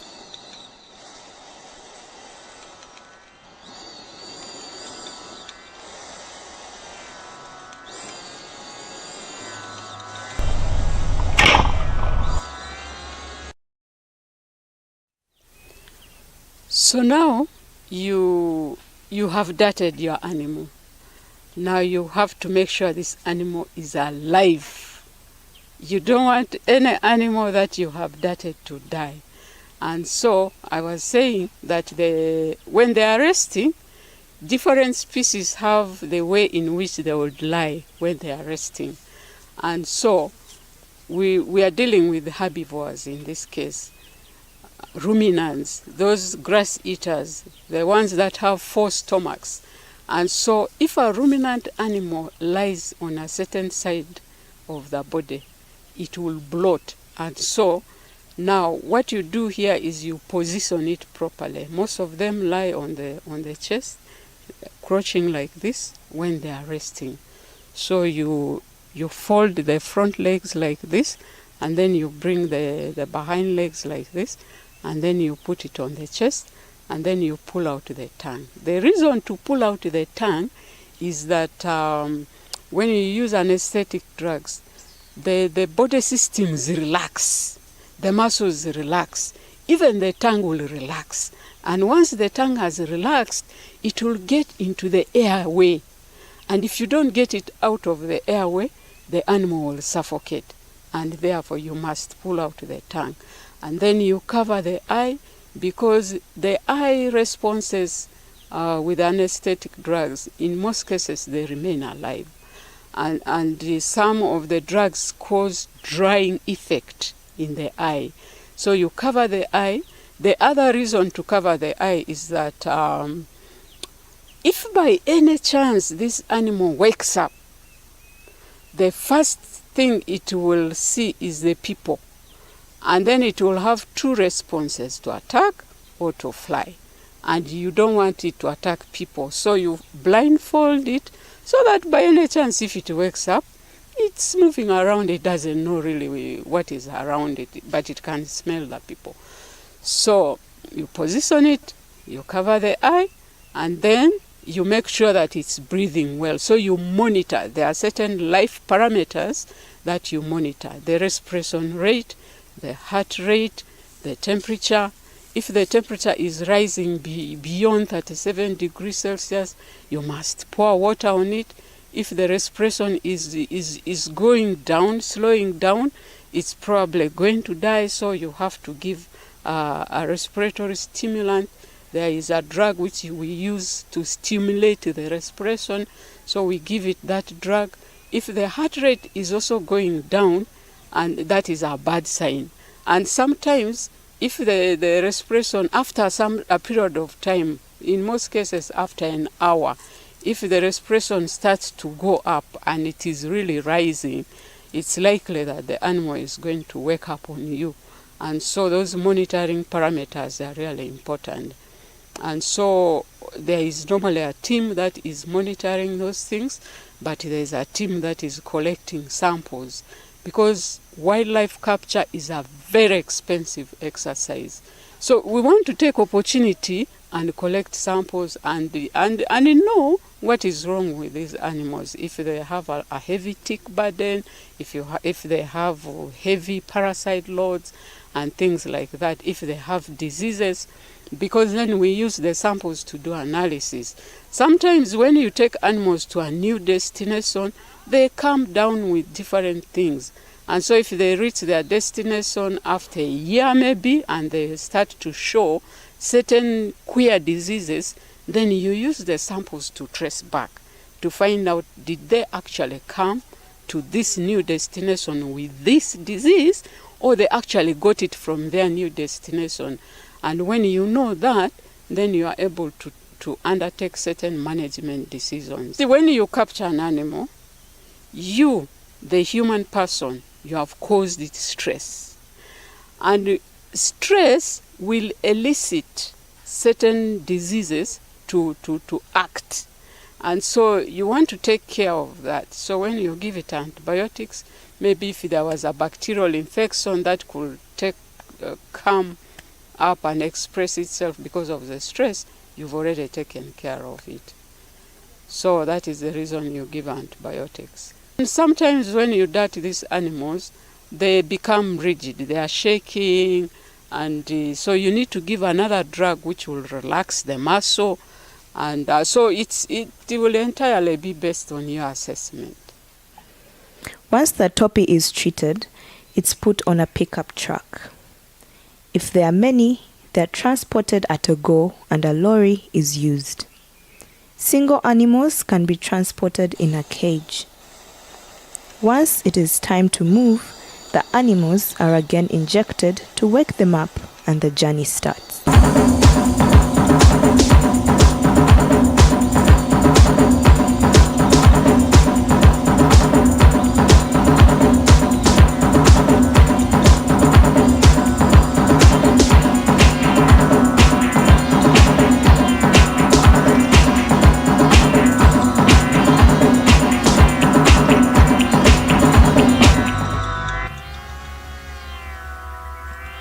Translocating wild animals is an expensive undertaking that requires expertise, knowledge to ensure the safety of both animals and personnel.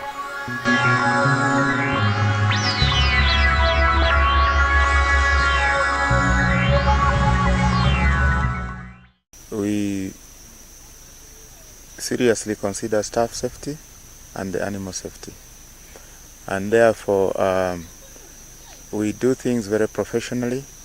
We don't capture the animals in a very ordinary manner like, poachers or whatever it is. So in this exercise we use the chemical capture method, meaning we use the chemical or drugs which were delivered remotely through a darting system into the animals. Now these drugs are narcotic drugs which are not registered in Uganda, so we import them from South Africa. These are very potent drugs. Each vial of etophine hydrochloride costs $320. So, and if you use, say, 7 milligrams or 5 milligrams to immobilize a zebra or topi, and then you mix it with a tranquilizer called azaperon at, say, 40 milligrams, you are looking at a total of approximately 400,000 Uganda shillings to make the animal sleep within the first maybe 7 to 10 minutes of immobilization. And then you'll need probably about another 30,000 or 40 for the reversal drugs. We're using diprenophine hydrochloride, which is a 12 milligrams per mil. and in some cases we use naltrexone. So these are all expensive alpha-2 antagonists. So approximately to make the animal sleep and wake it up after loading and ready for transportation is almost 450,000 Uganda shillings. So, and we have done 77 animals, so you can see how much in terms of each individual animal the costs involved. And then of course there are other associated costs. I led a team of 40 people here to do the job, and the staff cost in terms of facilitation was approximately 100 million shillings. That is exclusive of the equipment, in terms of the capture crates, in terms of the stretchers, in terms of so many other equipment. And then you had the vehicles. There's a truck we use, and then the capture vehicles, 4 of them. So all these needed fuels, lubricants, oils, and all sorts of things. Until a few years ago, Uganda Wildlife Authority did not have the capacity to undertake translocations. We were relying on experts. The very first translocations that were done in Uganda, I think, were giraffes that were moved from Kenya into Chidepo Valley National Park immediately in 1997 when Uwa had just been formed. At that time, most of the people that were involved were experts. Later on, we moved elephants from Ruwero into Machon Falls in early 2000. If you recall, there was a problem in Ruwero. We had elephants in the communities and we moved them. Even then, we had to get expertise from our neighbors, Kenya Wildlife Services, to help us move the elephants. I'm very glad that over the past 3 years, Uganda Wildlife Authority has been able to build its veterinary capacity to undertake operations like this. We have equipment, we have trucks, we have expertise, we have the personnel in terms of the vets, and we are training more and more of our staff to participate in this kind of exercises. So we now have expertise as Uganda Wildlife Authority to undertake interventions, to be able to remove snares from the snared animals, and to be able to translocate animals from one area to another. Uganda Wildlife Authority has the capacity on its own to move wildlife species as big as elephants from one area to another. The contagious happiness has spread to the man whose animals are being taken away. Yes, I'm proud because Mburo is a donor. That means we have done good management. Animals have increased, and then we can be able to restock some of our other protected areas. That aside, when they are taking animals from Lake Mburo, we are also addressing a human-wildlife conflict. So, as a donor, I will be proud because they are helping me to solve a problem.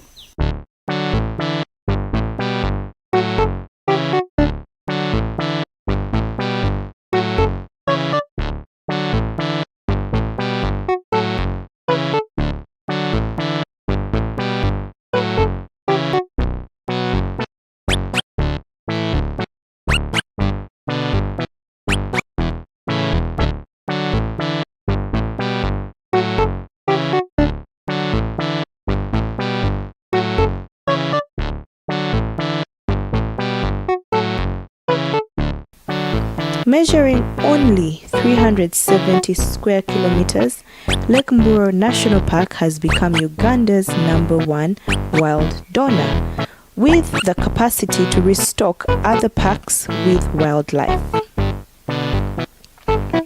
Lake Mburo National Park, located 210 kilometers from Kampala, is home to the biggest and shyest antelope, the eland. Other animals include buffaloes, waterbacks, hippos, and primates.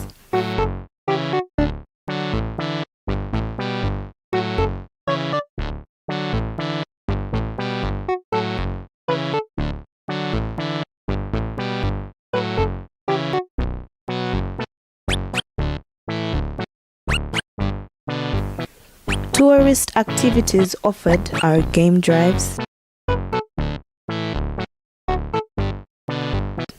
boat cruises, nature walks, sport fishing, and birding.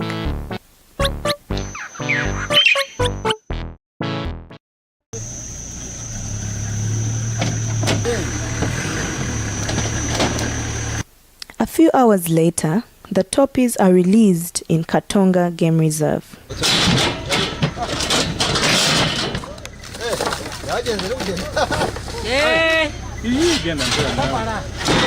Historically, from northern Tanzania to Isingiro here, up to the Lake Mburo rangeland, through Nyabushozi to River Katonga, was all a wildlife corridor. Now these areas are settled, and the wildlife protected areas have become mere enclaves, isolated wild lands. Now these movements of wildlife across this landscape has been interfered with. And so we want to expand the range of these species and take them where they traditionally existed. And therefore we do this as a management strategy using the translocation approach. So far we've translocated 46 zebras and 31 torpies from the ranches around Lake Mburo to Katonga Wildlife Reserve. So this gives us a total of 77 animals taken to Katonga. The plan was to take 80, so we have achieved our objective. In summary, we spent about 200 million shillings to get this exercise done.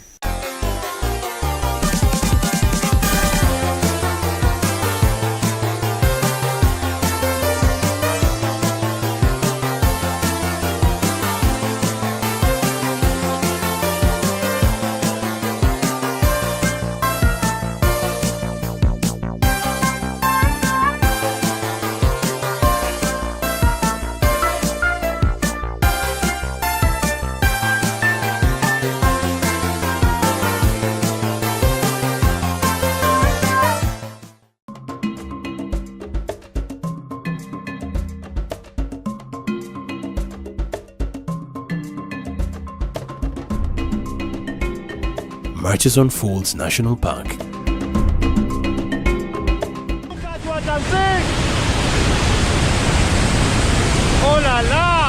In Uganda, we have a saying, big is big, to mean exactly what it is.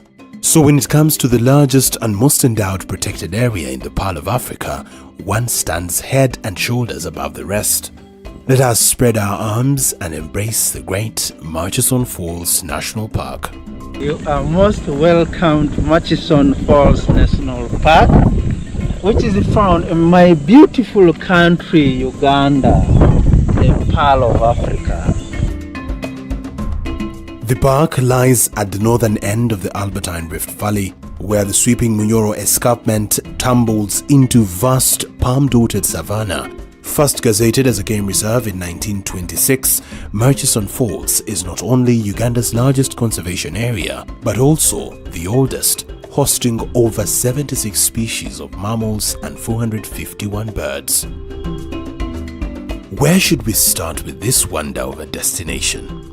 Frankly, wherever you start it is still amazing, as this world-famous protected area of great life and wonderful nature has been loved and visited by some of the most iconic people of their times, from as far back as its existence to the present. From royalty to world leaders and other nature and wildlife-loving celebrities, Murchison Falls National Park gives an ultimate treat after treat, sandwiched with activities that you could tour and explore for an entire week and still not get enough of it. But for starters, where does the park derive its name, Murchison Falls? Early in 1952, the parliament, which was sitting in London during colonial time, enacted a law to gazette these places as a national park. and it derived its name from the spectacular Murchison Falls, which happens to be on the Victoria Nile, which bisects the park into two. Once referred to as the Kabadega Falls, this protected area was named after the thunderous Murchison Falls, the strongest waterfalls known. In 1970s, during Idi Amin, the name of the falls was changed to Kabalega Falls, and eventually the park's name also changed to Kabalega National Park. However, after Idi Amin, the name which was there in the constitution, which was Murchison Falls, revamped back. The falls are found on the course of the mighty River Nile. It actually breaks the stunning Victoria Nile that flows across Uganda's northern region from the vast Lake Victoria to the deep Lake Kyoga and continuing to the northern tip of Lake Albert within the western arm of the Great East African Rift. The park straddles the western districts of Bulisa, Nwoya, Chiliandongo and Masindi in the northwestern part of the country. To access Murchison Falls National Park by road from Kampala through Masindi, Para is a 4.5-hour drive.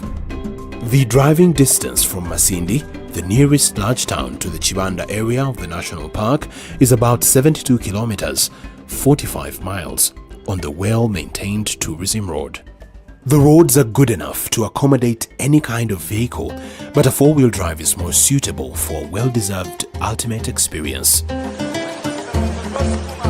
The ferry at Para operates on scheduled times, which connects the southern and northern banks of River Nile.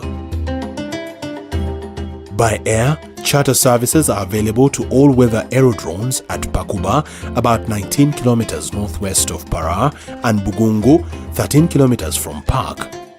Whatever you choose, you are guaranteed on return on investment of a lifetime experience. It has a unique features, like the scenery is beautiful. Please, Ugandans, this is our park. We should make sure that we visit it. We should make sure that we come and see it. We come and enjoy the nature in our country. The Murchison Falls Conservation Area is Uganda's largest protected area, covering 5,072 square kilometers. This contains the Murchison Falls National Park, which is 3,893 square kilometers. During the 1960s, the park contained an abundance of wildlife, including 14,000 elephants, 26,000 buffaloes, and 14,000 hippos. Though today's population density is more in balance with the amount of parkland available to them. In the past few years, we have really tried make sure that our animal population goes up. It has 76 different mammal species, including the nocturnal ones and the rare ones like pangolin. So Murchison Falls is one of the key national parks in Uganda. Whoever tourists come to Uganda has to see into it that he reaches Murchison Falls. Wow!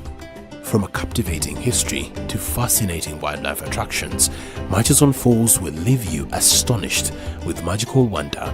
Let us break it down together.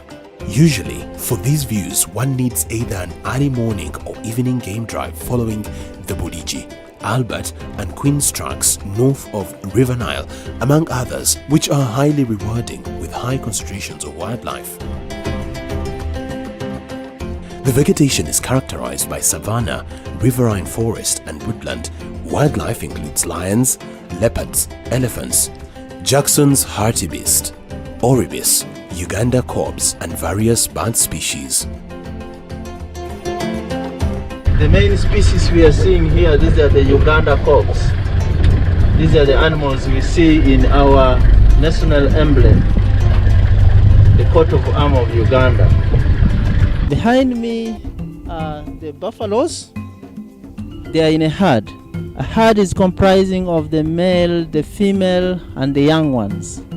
And where you are seeing it's an open savanna with the limited landscape. Park rangers are in place place to provide adequate information and security to visitors to ensure they enjoy their stay and take home the best experiences ever. And that's just on ground. Murchison Falls is among Uganda's best birding spots with over 451 bird species, which include Albertine Rift endemic birds, water birds and savanna birds. This park has 451 species of birds. They have one of the endangered bird species, the shoebill stork, which is found in the Murchison Falls National Park wetland, that is at the Delta, which is one of the Ramsar sites. Viewing birds in the scenic landscape and amazing wildlife of Murchison is among the most interesting experiences while on safari. There are very many birds in the park, of which some are rare, common, and occasionally, such as bee-eaters, the grey-crowned crane, Uganda's national bird, giant and coloured kingfisher, giant heron, shoebill stork, Abyssinian ground hornbills, nightjars, marabou stork, black-headed lapwing, black-bellied bustard, among others. Some category of our tourists are birders, and when they come to Uganda, they would love to come to Murchison. Birders can watch birds all year round, though the best time is during the dry season months, especially from January to March. This time is a low tourist season in Uganda, but birding is still plentiful. From December to February, when the rains begin, birding can still be done as well. Murchison Falls is one of the few destinations in Africa where you will find the most sought-after shoebill any time of the year. The shoebill is a tall bird with long spindly legs that allow it to stand in the shallows of swamps and on aquatic vegetation while hunting for food. The shoebill averages between 3.5 to 4.5 feet, which is approximately 1 to 1.4 meters in height, and weighs between 4 to 7 kilograms. It is the park's most outstanding bird attraction that can be spotted any time of the year, especially January to March during the dry season. Migratory birds can be seen too between months of November and April. Quick tip: you better be ready with your camera battery, because when you have 4 of the big 5 roaming on these grounds, you have a lot of snapping to do. You are bound to take as many photos as you can. Almost 20 square kilometers of grassland fringing the delta formed by the Victoria Nile as it flows into Lake Albert is the focus of most game drives north of the river. Murchison Falls National Park, Uganda is the second destination in Uganda with a high concentration of hippos after the Kazinga Channel in Queen Elizabeth National Park. The biggest number is found at the hippo pool. You can see the school of hippos, which is normally ranging from 15 up to 40, and we have unusually big schools of up to 100, which are rarely seen. Hippos are very interesting social animals. So that group you are seeing is called a school, and it's led by one strong dominant male, and it's mainly comprising of the female and the young ones. They tend to like where it's shallow and sandy.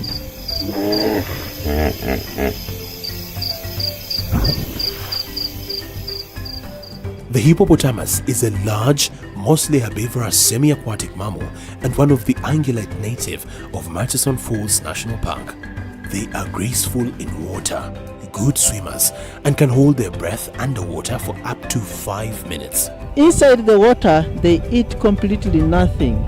It's at night where they are out of water, they can be able to graze, and a big hippo can eat up to 60 kilograms of grass. These are some of the most impressive areas in terms of wildlife concentration, especially around the delta. If extraordinary was explained in nature form, this is what it looks like. The falls. A hike or drive towards the top of the falls gives the most magnificent view of Murchison Falls. It is these falls that the name of the national park is derived. The sounds and views of the world's strongest waterfalls are captivating and mind-blowing. Right on the peak of the Murchison Falls, the waters of the Nile force their way through a small slit within the rocks, which is just 7 meters or 23 feet wide, and topples to 43 meters or 141 feet below a thunderous roar, forming a residual water spray that forms a beautiful view. Sir Samuel Baker named the Roaring Falls in honor of then-president of the Royal Geographic Society, Sir Roderick Murchison, and it is from this background that Uganda's largest protected area was named the Murchison Falls. It was named by Sir Samuel Baker in 1864 during his exploration, and Sir Samuel Baker was with the wife Lady Florence. This is where the Nile explodes through a narrow gorge and cascades down to become a placid river. From this point, it then continued its way westward into the stunning Lake Albert. It is very breathtaking. And if that is not enough, this stretch of river provides one of Uganda's most remarkable wildlife spectacles: boat rides, launch cruise. A launch cruise on the Nile is another highlight in this protected safari park. The launch trip upstream from Para presents an astonishing display of wildlife and culminates with the memorable frontal view of the falls. Regular visitors to the riverbanks include elephants, giraffes and buffaloes, while hippos, Nile crocodiles and aquatic birds are permanent residents. You may also enjoy a boat trip from Para to the Delta, which is about 28 kilometers, and back, which takes about 4 to 5 hours, where you can see a similar variety of animals and birds. Alternatively, a tranquil sundown cruise offers the classic view of an equatorial sunset reflected on the river. These are priceless and spectacular views. A protected area with launch cruises on the Nile, boat rides, nature walks and captivating game drives, the top of the falls, trails, all under top priority visitor safety precautions make Murchison Falls an ideal destination in its own bucket list. Culture. There are different cultural setups around the park and cultural walks to these unique cultures that always offer insight into the different cultures in this part of Uganda.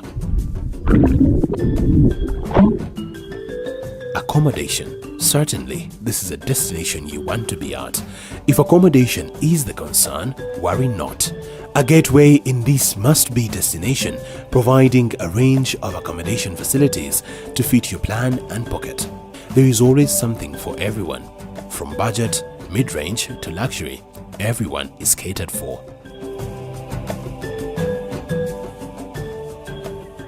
Murchison Falls National Park has for long been the best all-rounder in Uganda, with wildlife in plentiful supply that has hosted both historical and current celebrities of the time.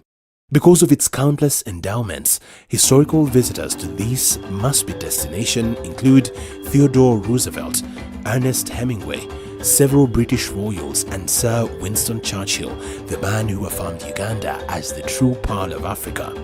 Also important to note, the 1951 film The African Queen, starring Humphrey Bogart, was filmed on Lake Albert and the Nile in Murchison Falls National Park.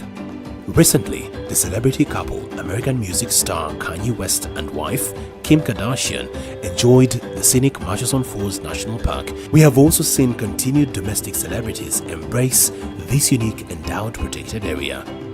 Well, the magnificence of Murchison Falls National Park is a subject that can't be exploited fully, but one stands out.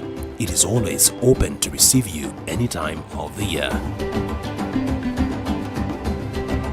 Have you ever imagined having your wedding around such an environment of unrivaled beauty? Sounds like a dream wedding destination, huh?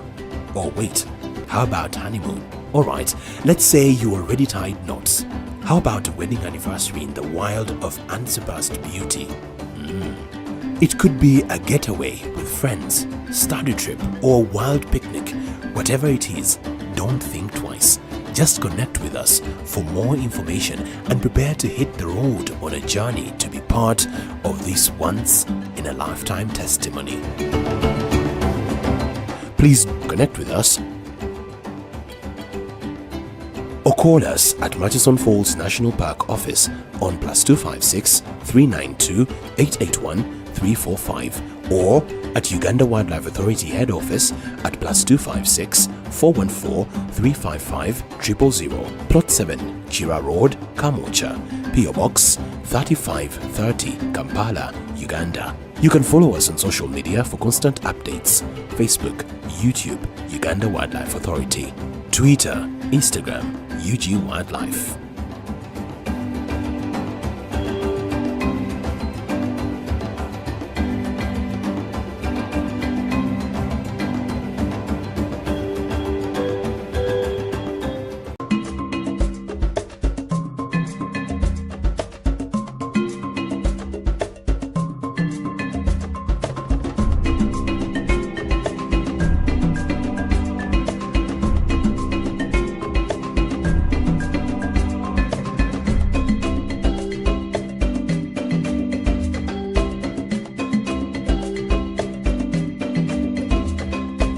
Tucked on the floor of the western arm of the Great East African Rift Valley in western Uganda, between Lakes Edward and George, is a medley of wonders. Queen Elizabeth National Park. Queen Elizabeth National Park is gifted with a mosaic of ecosystems with the highest biodiversity ratings of any national park in the world. The park commands a magnificent view of the Rift Valley floor that occupies Lakes Edward and George, which are linked by Kazinga Channel, with its banks lined with hippos, buffalo, and elephants.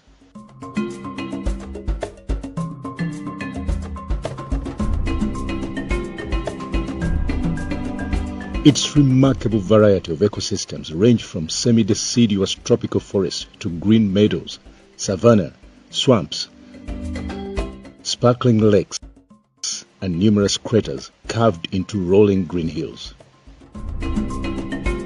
The varied habitats of the park are home to over 90 mammals and 612 bird species respectively, making it the only park with such a record bird count in Africa. Measuring 1,978 square kilometers, the park is part of the wider 3,460 square kilometer Queen Elizabeth Conservation Area, made up of the Rwenzori Mountains National Park, Chambura Wildlife and Chigezi Wildlife Reserves, respectively. Queen Elizabeth National Park was first declared a game reserve in 1906 and was later gazetted as a national park in 1952 as Kazinga National Park. In 1954, it was renamed Queen Elizabeth National Park to commemorate a visit by Queen Elizabeth II.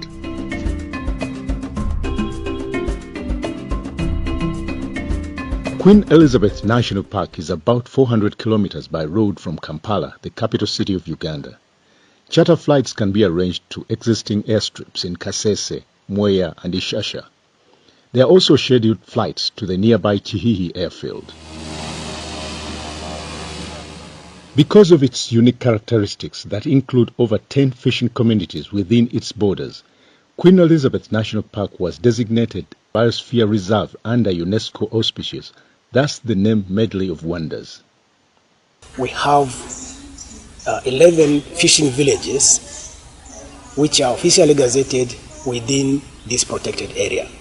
And in the year 1979, this coexistence of wildlife with human beings was recognized by UNESCO to become as one of the man and biosphere reserves, one of those sites in the world where the two coexist harmoniously.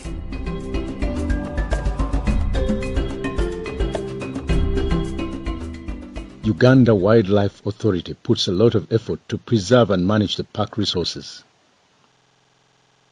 Queen Elizabeth as a park or as a protected area is surrounded by 8 districts. And then as a conservation area is surrounded by 12 districts. These 12 districts, the population has grown up and they also would want to come in to get more space. While the 11 fishing villages which are gazetted inside are also exerting pressure on the resource itself. So that brings in a very interesting dynamics of its management regime.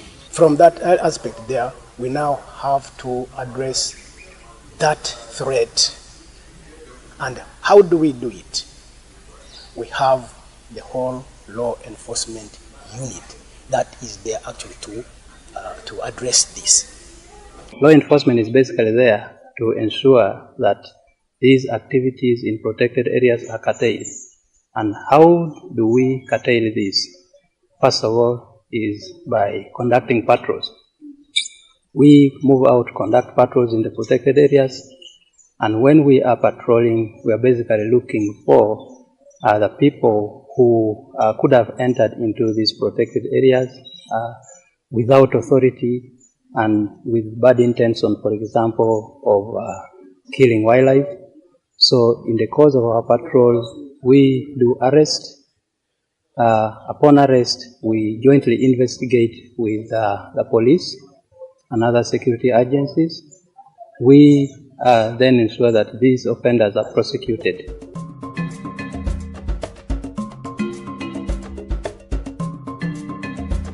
Queen Elizabeth National Park has a state-of-the-art Grade 2 laboratory used by veterinary department to monitor the health of both wildlife in the park and livestock from the neighboring communities. There are cases where there is wildlife. There are also some communities who want to graze in the park. In the process, they have their cattle. They also see they stealthily actually go in. And sometimes domestic diseases are transmitted either to wild is transmitted to the domestic and then eventually to human something. That interface there also brings in a very, very interesting aspect about the park management, whereby we have just been built a biosafety laboratory, Grade 2 in Mwea. It's a very sophisticated facility. It is able to handle and identify all these zoonotic diseases, things to do with the Marburg, with it COVID, whatever, all that is being handled there. While in the field, the veterinary unit has a component where it has to go and monitor also the health of this individual wildlife.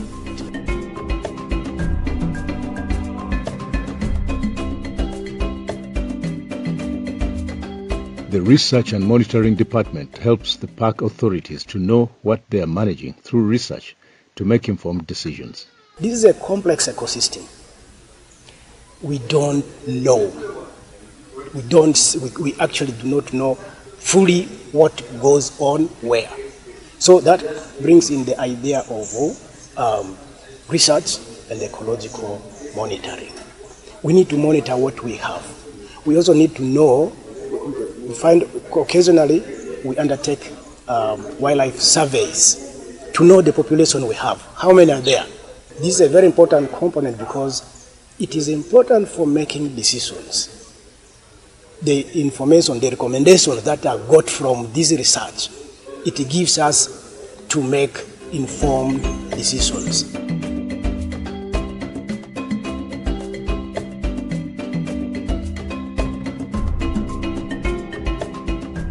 The park works closely with neighboring communities to conserve the park for their benefit. For example, the park gives 20% of the park entrance revenue to communities to enhance their livelihoods and improve social services. The communities are a very, very important component in our management because each other time, either they are impacted or they impact the park itself. So for that matter, we have no way of saying we can't deal with them. So we have the community conservation unit that now deals with the local communities in this area.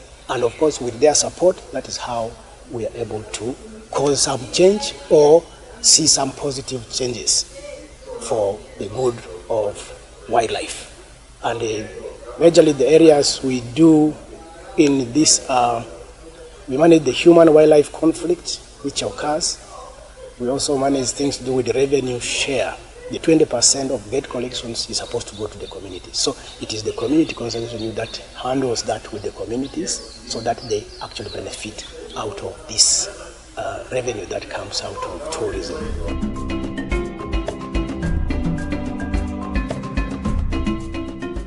Whenever there's wildlife near communities, there's bound to be human-wildlife conflicts that usually arise when wildlife strays from the park to homesteads and gardens. Animals can destroy gardens, forcing communities to retaliate, sometimes with ugly consequences. Working closely with communities, Uganda Wildlife Authority has put in place a number of interventions to mitigate human-wildlife conflict because community-led approaches are considered more sustainable. These animals that are so dangerous or that are really problem animals here in this park, we have the elephants, we have hippos, we have crocodiles, we have buffaloes, we have lions, we have leopards, and whenever these animals interact with human beings, of course, they become problem animals. But when they are inside the park, they are not problem animals. As a park management, we don't just sit and look at these problems happening. We try our best to see that we mitigate those conflicts so that communities can look at the park as really theirs.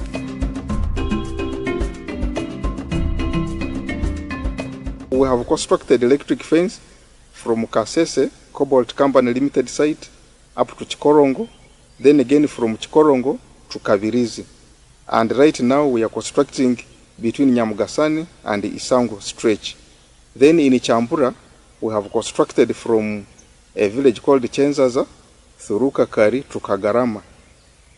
And we have plans of continuing constructing more so that the feasible areas around this park are really faced to deter this problem of elephants. The one that we are using here is actually solar powered. Before the fence, some communities adjacent to the park had given up on farming because animals would cross from the park and destroy their crops. But today, because of the fence, farmers are at maximum productivity. As we farmers now, we are thanking Uwa for having put there this electric fence because it has helped us very much.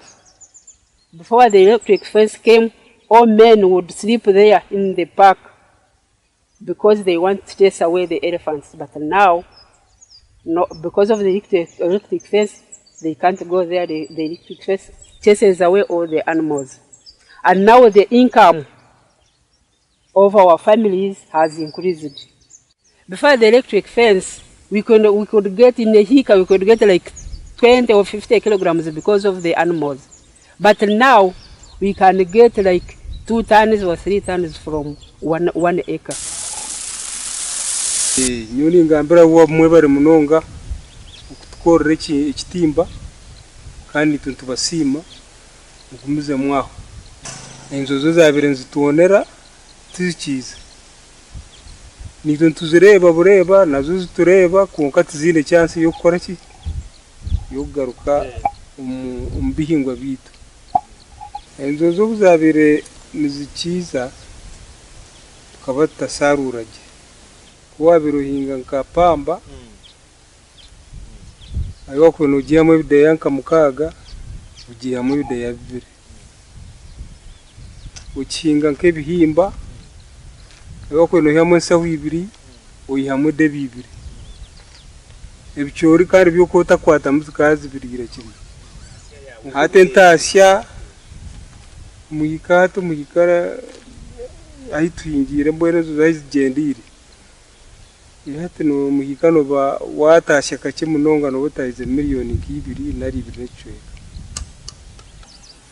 umukubanze nyanyisho zuru kuturira katasharurage cyonkato bwiro bwa hati abapaka yibatsimbire hekitimba nutubasima abukura ngo twakiribirwa nyamisho abukate ntuhinge misiri yitu tugisharura tuyihamo busente bwitu tuzubiko mu box obox obo tuyihamu ka school fees ko kurebera abana bitu hati cyo ncyo turi kusimiraho okureba bawuwa ikintu cyo batkorire hati umuku onye urugo rutakabireho kikaci tugumiraho munongo kusasura school fees kikaci turaho abo kuba umuntu nayishomera abana bababinga munonga cyonka hata ihaberireho urugo umwana tuba kubasa kumbinga mirundi 2 Most community members living within the park used to dread fetching water from the lake due to the fear of being attacked by crocodiles. In order to solve this problem, the park constructed several crocodile cages on the shores of Lake Edward that protect people who are fetching water from crocodiles. We have so many lakes around here and crater lakes where people go to utilize water resources. And in so doing, some of them are grabbed by crocodiles. So as a mitigation measure, we have constructed crocodile cages so that when people want to access water from the lake or from the lakes that are within this park, they use those cages so that they are free from the crocodiles. Hati omurundi wakubanza butukafu takafunire cage ka twino buzibu bwagonya ne butulire embuzi nente beto hato butafunire cage no ija ne bafu otera hali embuzi yawe nyameizi esobora garukayo.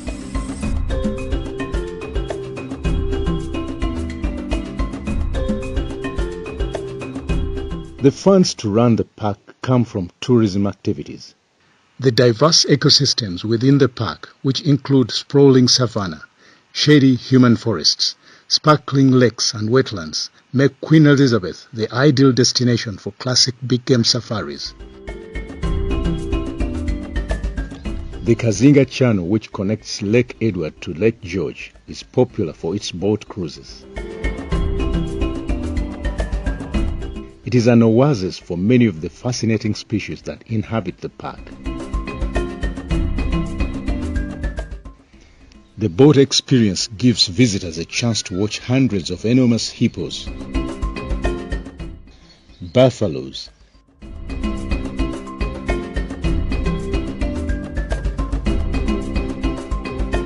elephants,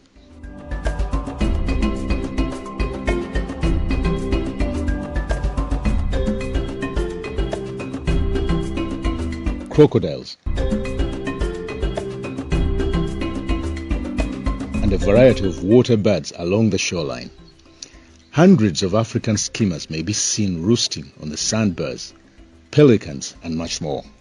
With over 600 bird species, Queen Elizabeth National Park has the biggest number of birds of any protected area in Africa. The Kazinga Channel is a haven for water birds that are easily seen during a boat cruise. Hundreds of both lesser and greater flamingos can be seasonally found around Lake Munyanyangi, one of the many crater lakes in the park. The world-famous shoebill can be watched in the wetlands of Ishasha in the southern sector of the park.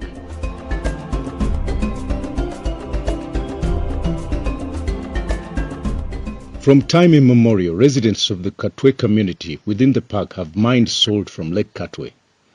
A visit to the lake gives you the experience of meeting the local people as they go about their centuries-old trade of mining and selling salt.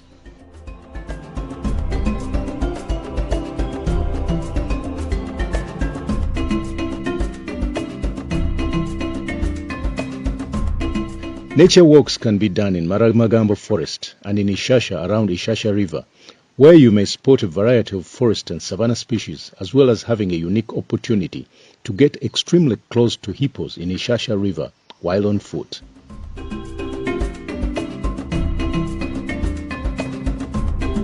Chambura Gorge, with its one-of-a-kind underground forests, is home to habituated chimpanzees.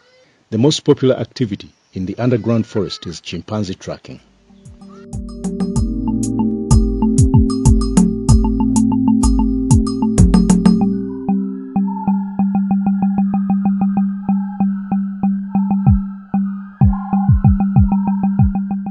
We have a number of game drive circuits in Kasenyi, and then in the Shasa sector, we also have the tree climbing lions there. If you go there, you will not miss them. And the craters, it's like this was the area Cresson was first designed. Game drives in the park yield a variety of both big and small creatures. Expected residents that can be seen include buffaloes,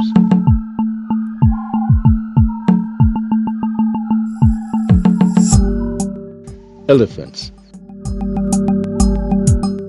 elephants swimming. On a lucky day, elephants turn traffic cops and freeze traffic for all to see, free of charge. Most times, they also block traffic inside the park. The park belongs to them.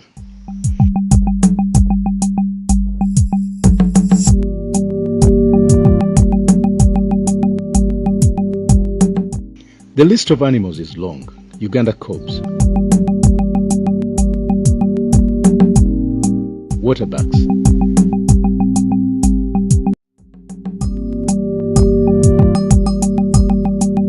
the list is long.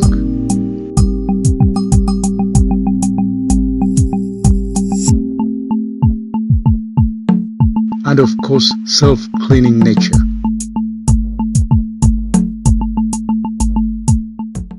The list is long.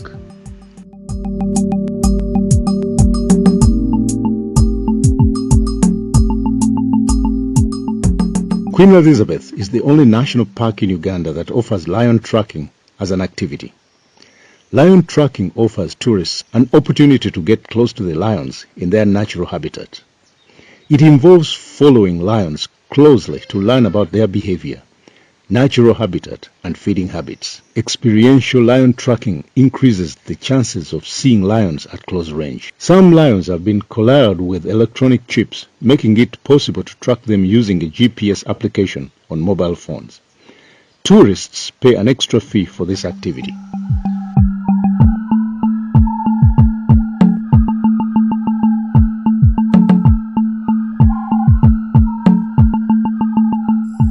Lions are found throughout the park, though the Ishasha sector in the south is renowned for its tree-climbing lions, where they are usually seen lazily resting in fig trees.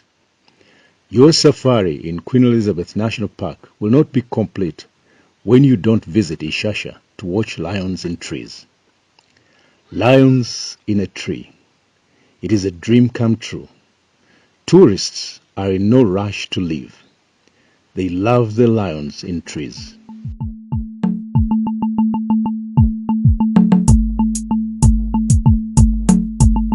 And they watch them until dusk.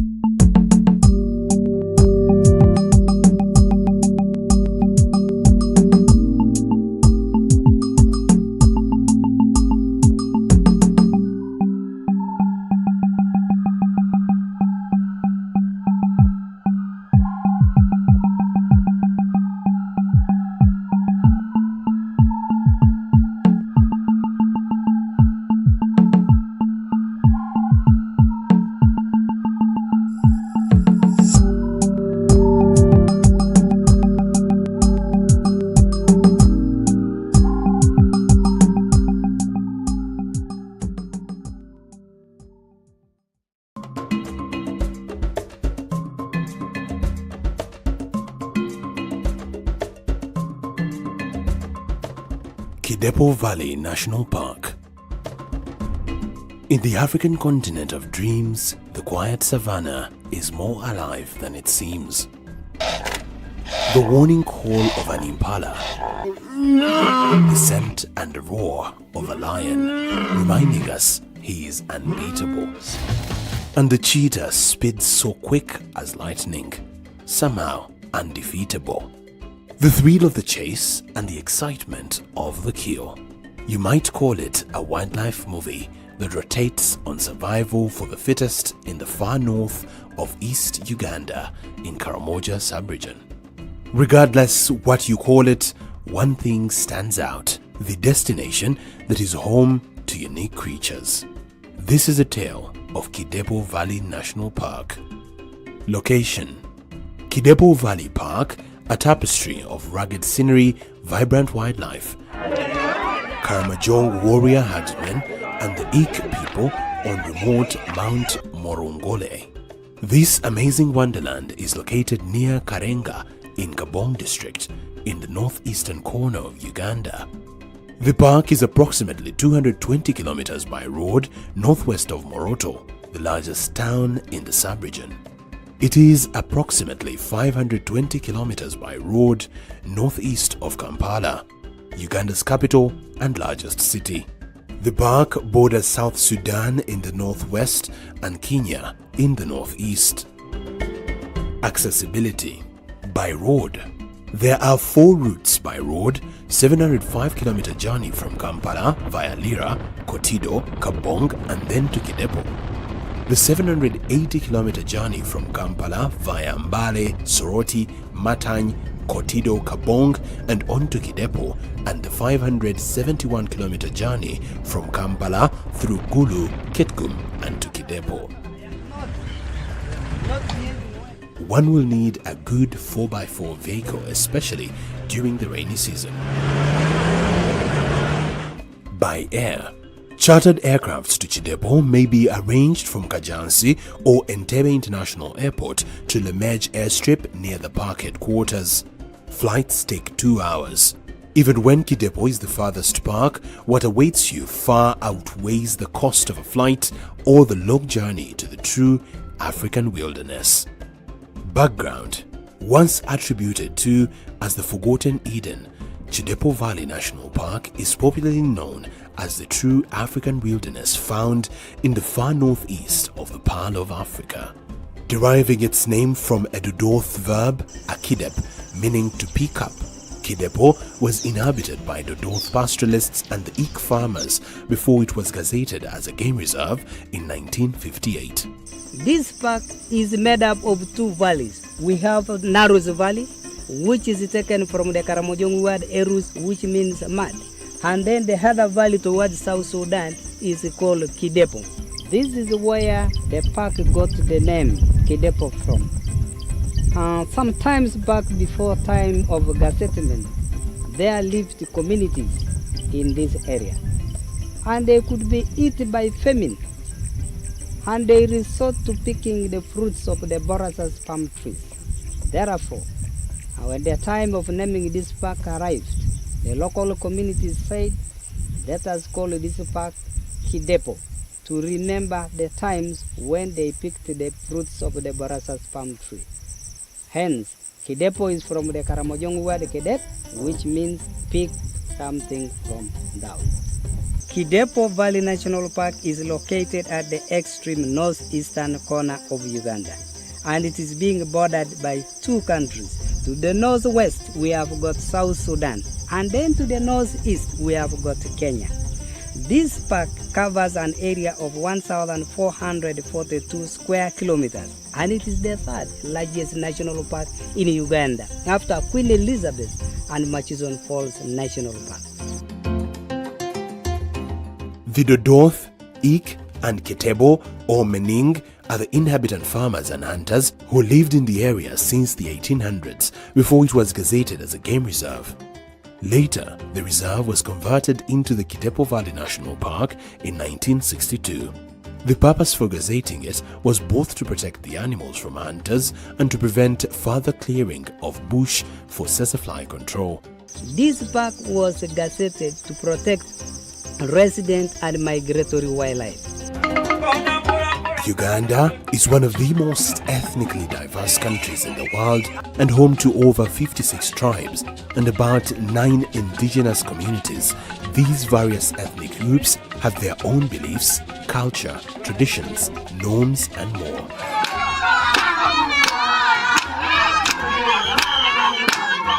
Among these groups, the Karamojongs are probably some of the most unique people in a multicultural setting. Free and full of life with their own set of rules, they stand out as one of the most interesting ethnic setups in the world. They own a unique culture and coexisting with the beauty and creatures of Kidepo Valley National Park.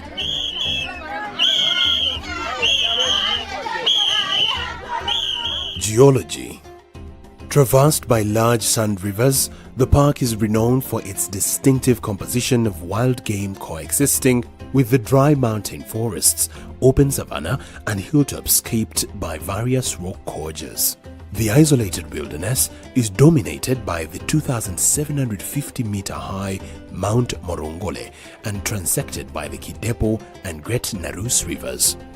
Perennial rains may make Kidepo an oasis in this beautiful semi-desert, but its tract of rugged savanna is home to 77 mammal species and almost 500 birds. We have got 86 species of mammals in this park, and 28 are endemic.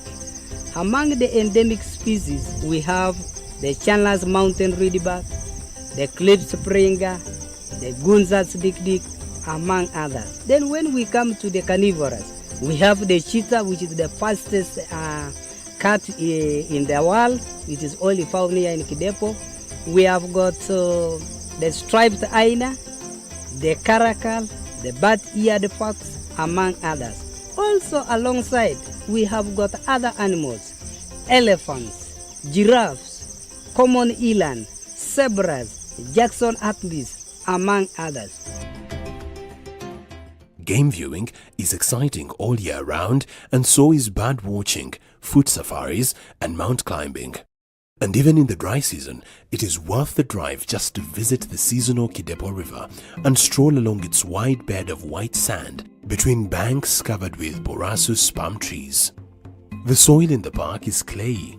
In the Kidepo Valley, black chalky clay and sandy clay loam predominate, while the Narus Valley has free draining red clays and loams. Activities. We have got a variety of activities that will keep you busy, one of which is a game drive. You are taken all around the valleys to have a look at the variety of animals that we have. We also have a ride or a drive to the hot springs called the Kanangoro, where you get naturally heated water. Another activity that you can engage yourself in is guided nature walk or walking safaris. You go out there, you interact, you move in the middle of the wildlife, buffaloes, giraffes, zebras. We also have community visit.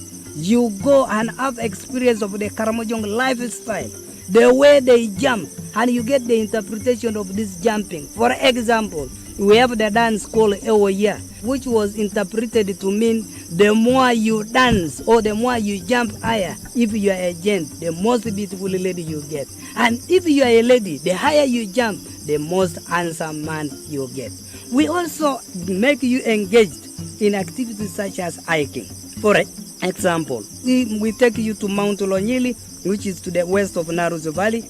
We take you to Mount Morungwele for hiking, and you also experience the lifestyle of a unique community called the Ik, which are extremely unique. Kidepo Conservation Area supports a wide diversity of mammal species, several of which, like the cheetah, are only found in this park. Among the 77 species of mammals include localized carnivores like the bat-eared fox, striped hyena and caracal, the lion, leopard, spotted hyena and the black-backed and side-striped jackal. The park is also home to chandlers, mountain reedbucks, elephants, Burchell's zebra, bush pig, Rothschild giraffe, bushbucks, large buffaloes, the eland, Gunther's dik-dik, as well as some primate species including the rare Partus monkey. It is a show like no other. This park is blessed with the spectacular landscape and abundant wildlife, most especially herds of buffaloes that cannot be found anywhere in the world. Now, Kidepo is also blessed with the bird species. We have got about 500 species, and some of them are endemic. For example, the common ostrich, the rose-ringed parakeet, black-breasted barbet, among others. The park contains two seasonal rivers, Kidepo and Narus, which disappear in the dry season, leaving just pools for the wildlife.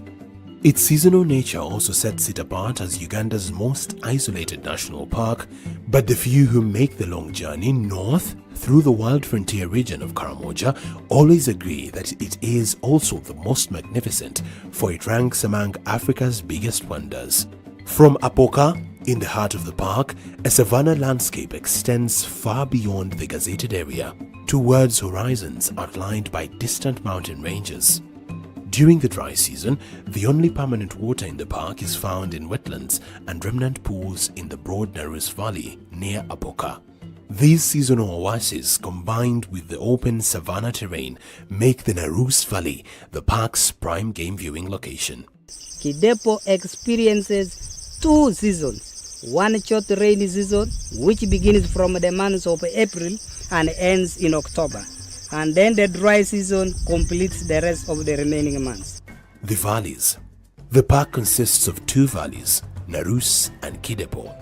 The Narus Valley, which means muddy area among the locals, was also formerly known as the Water Provision Point.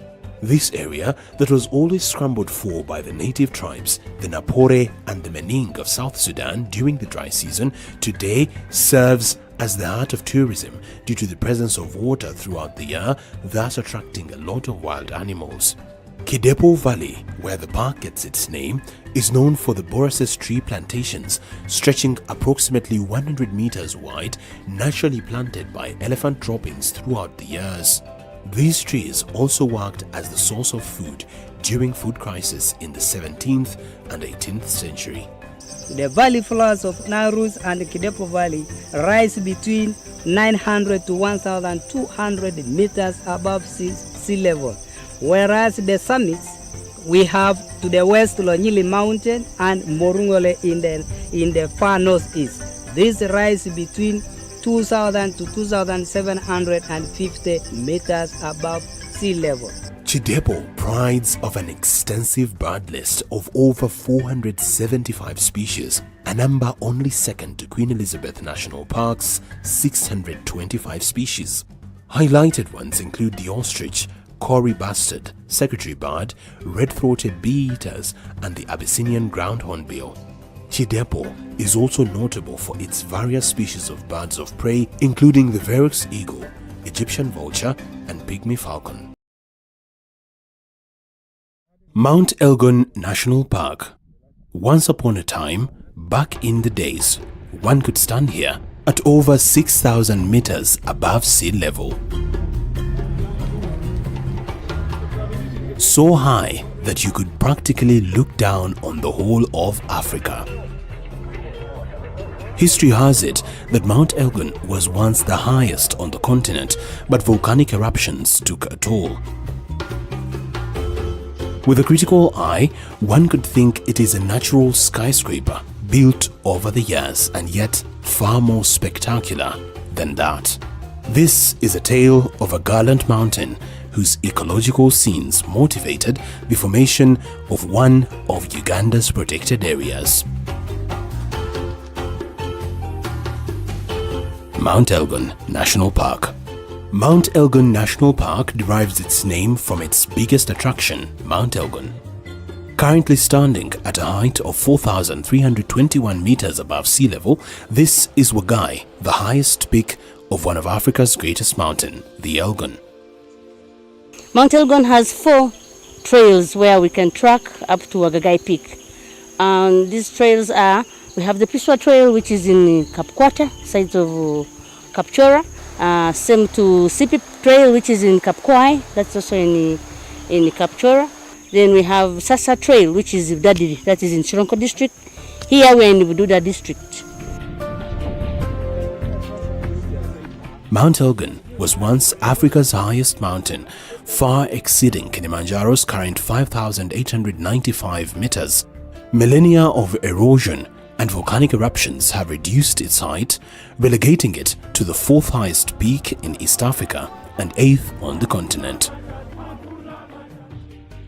The park covers an area of 1,279 square kilometers, which is approximately 494 square miles, and is bisected by the border of Kenya and Uganda. The Ugandan part of the park covers 1,110 square kilometers, while the Kenyan part covers 169 square kilometers.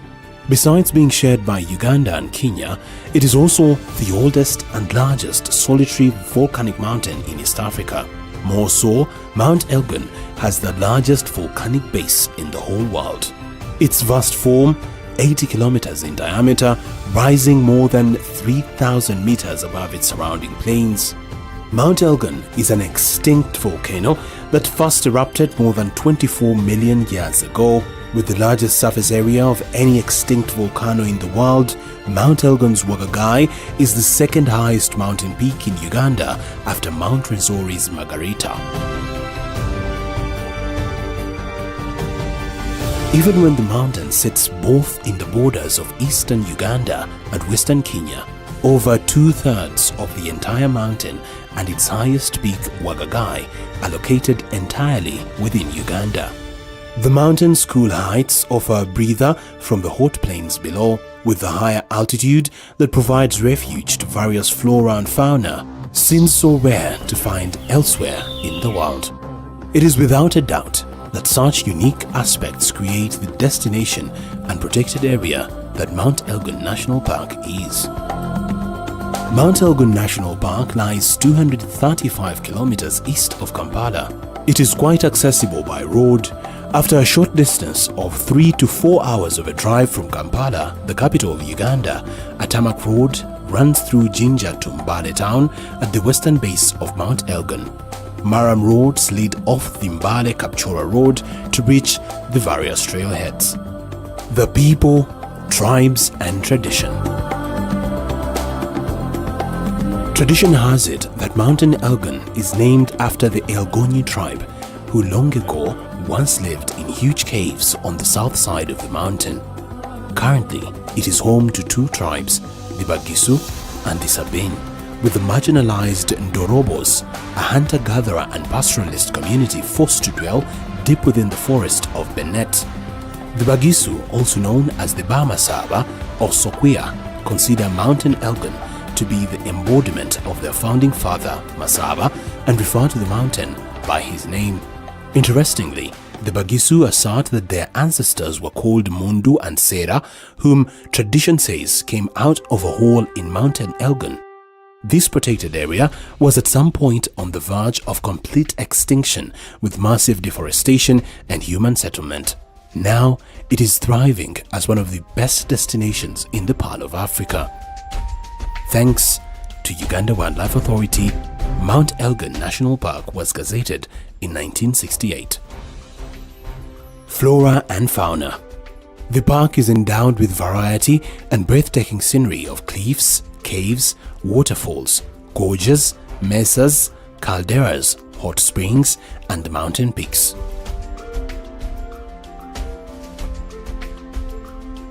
Wildlife attractions include elephants, leopards, giant forest hog, bushbunk, buffalo, duiker, black and white colobus, blue monkeys, and golden cart, among others.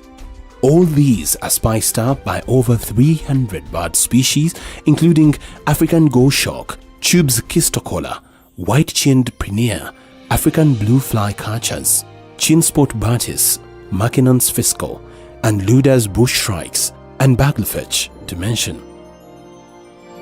A trek to Mount Elgon's deserted moorlands unveils a magnificent and uncluttered wilderness. Without the summit-oriented approach common to many mountains, the ultimate goal of reaching the top of Mount Elgon is not entirely on the final ascent to the 4,321-meter Wagagai peak, but the descent into the vast 40 square kilometers caldera.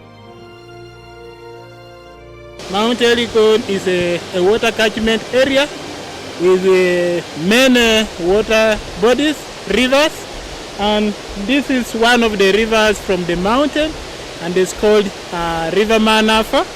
It is one of the fresh water source serving the community with water, and it starts from this mountain, Mount Elgon, flows all the way to Pologoma wetland, and there you can see it supplies a lot of people with water.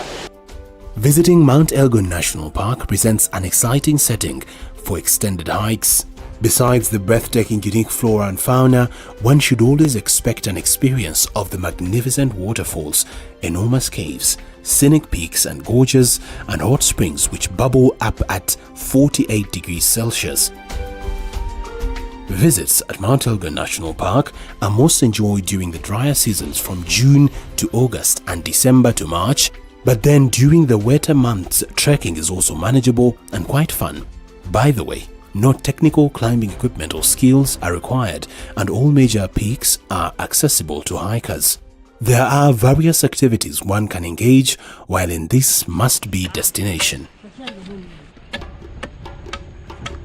Preparing a walking stick or improvising a walking stick to walk up in these muddy areas, this one supports you a lot from falling down. While ascending Mount Elgon's enchanting slopes, the dense montane forests and mixed bamboo belts teeming with bird life are sights to reckon that ushers you into the fascinating heath and moorland zones that contain hundreds of unique endemic plant species such as giant lobelia and groundsels. For wildlife enthusiasts, it is a pleasure to spot primates such as the black and white colobus monkey, blue monkey, and hundreds of fascinating bird species, including golden-winged and takaze sunbirds, roses and Hatlob's turacos, black and white cascade, and crowned hornbills, the endangered lamagia, and the Jackson's francolin, which is found nowhere else in Uganda. If you are particularly observant, you will definitely spot the buffaloes, duiker, hyena, and on a good day, the elusive leopards. These are various trails to explore this unique protected area. The Budadiri and Bushiri trails are a true definition of an unforgettable scenery. By the way, Bushiri trail is relatively shorter than Budadiri trail, though Budadiri is more scenic, so the extra distance is the affordable price for the magical scenes on the hike. Before the adventure begins, a quick orientation is done here. Within this trail, remember it is a muddy place, and this is a tropical type of forest. We expect to see a lot of butterflies along the way. You see some primates. This is black and the white colobus monkey, blue colobus monkey. If we are lucky, we can see the dog monkey or baboon. Then we have the red-tailed monkey within this trail.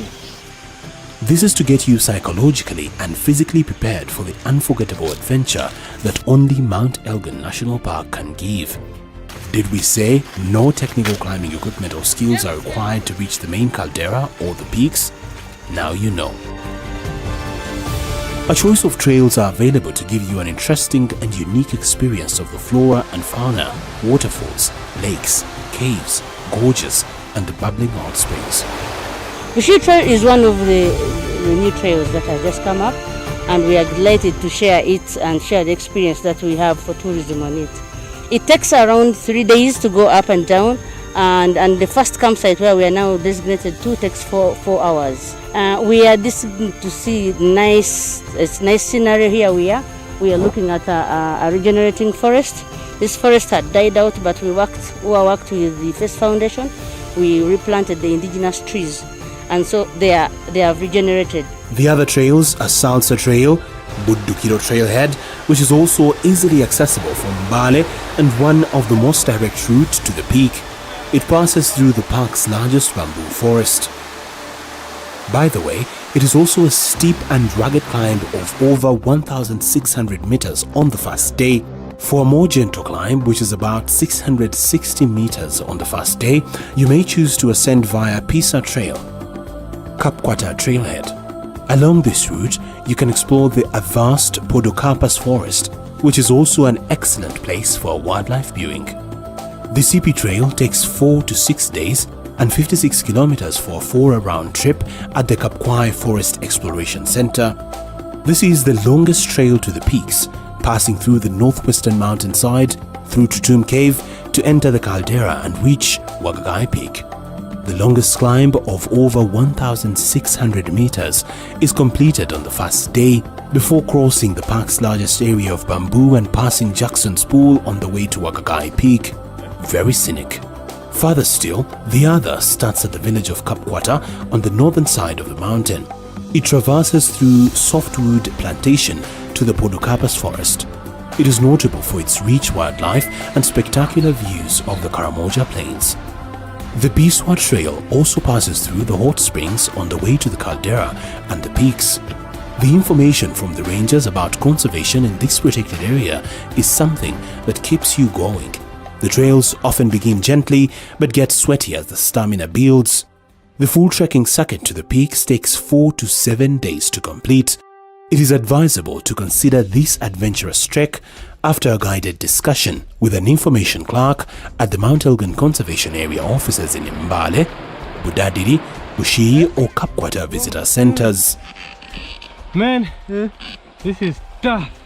Also not to miss are the amazing ancient cave paintings near the trailhead at Budadiri and hot springs in the former volcano's crater that give that bubbly effect. Feared to have been extinct, the red-tailed monkeys have been reported to hang around this area, so keep a keen eye to spot their black cheeks and cute white noses. It is quite amazing to enjoy a night of nature here. It is beautiful. For selfie freaks, be prepared to be spoiled with choices.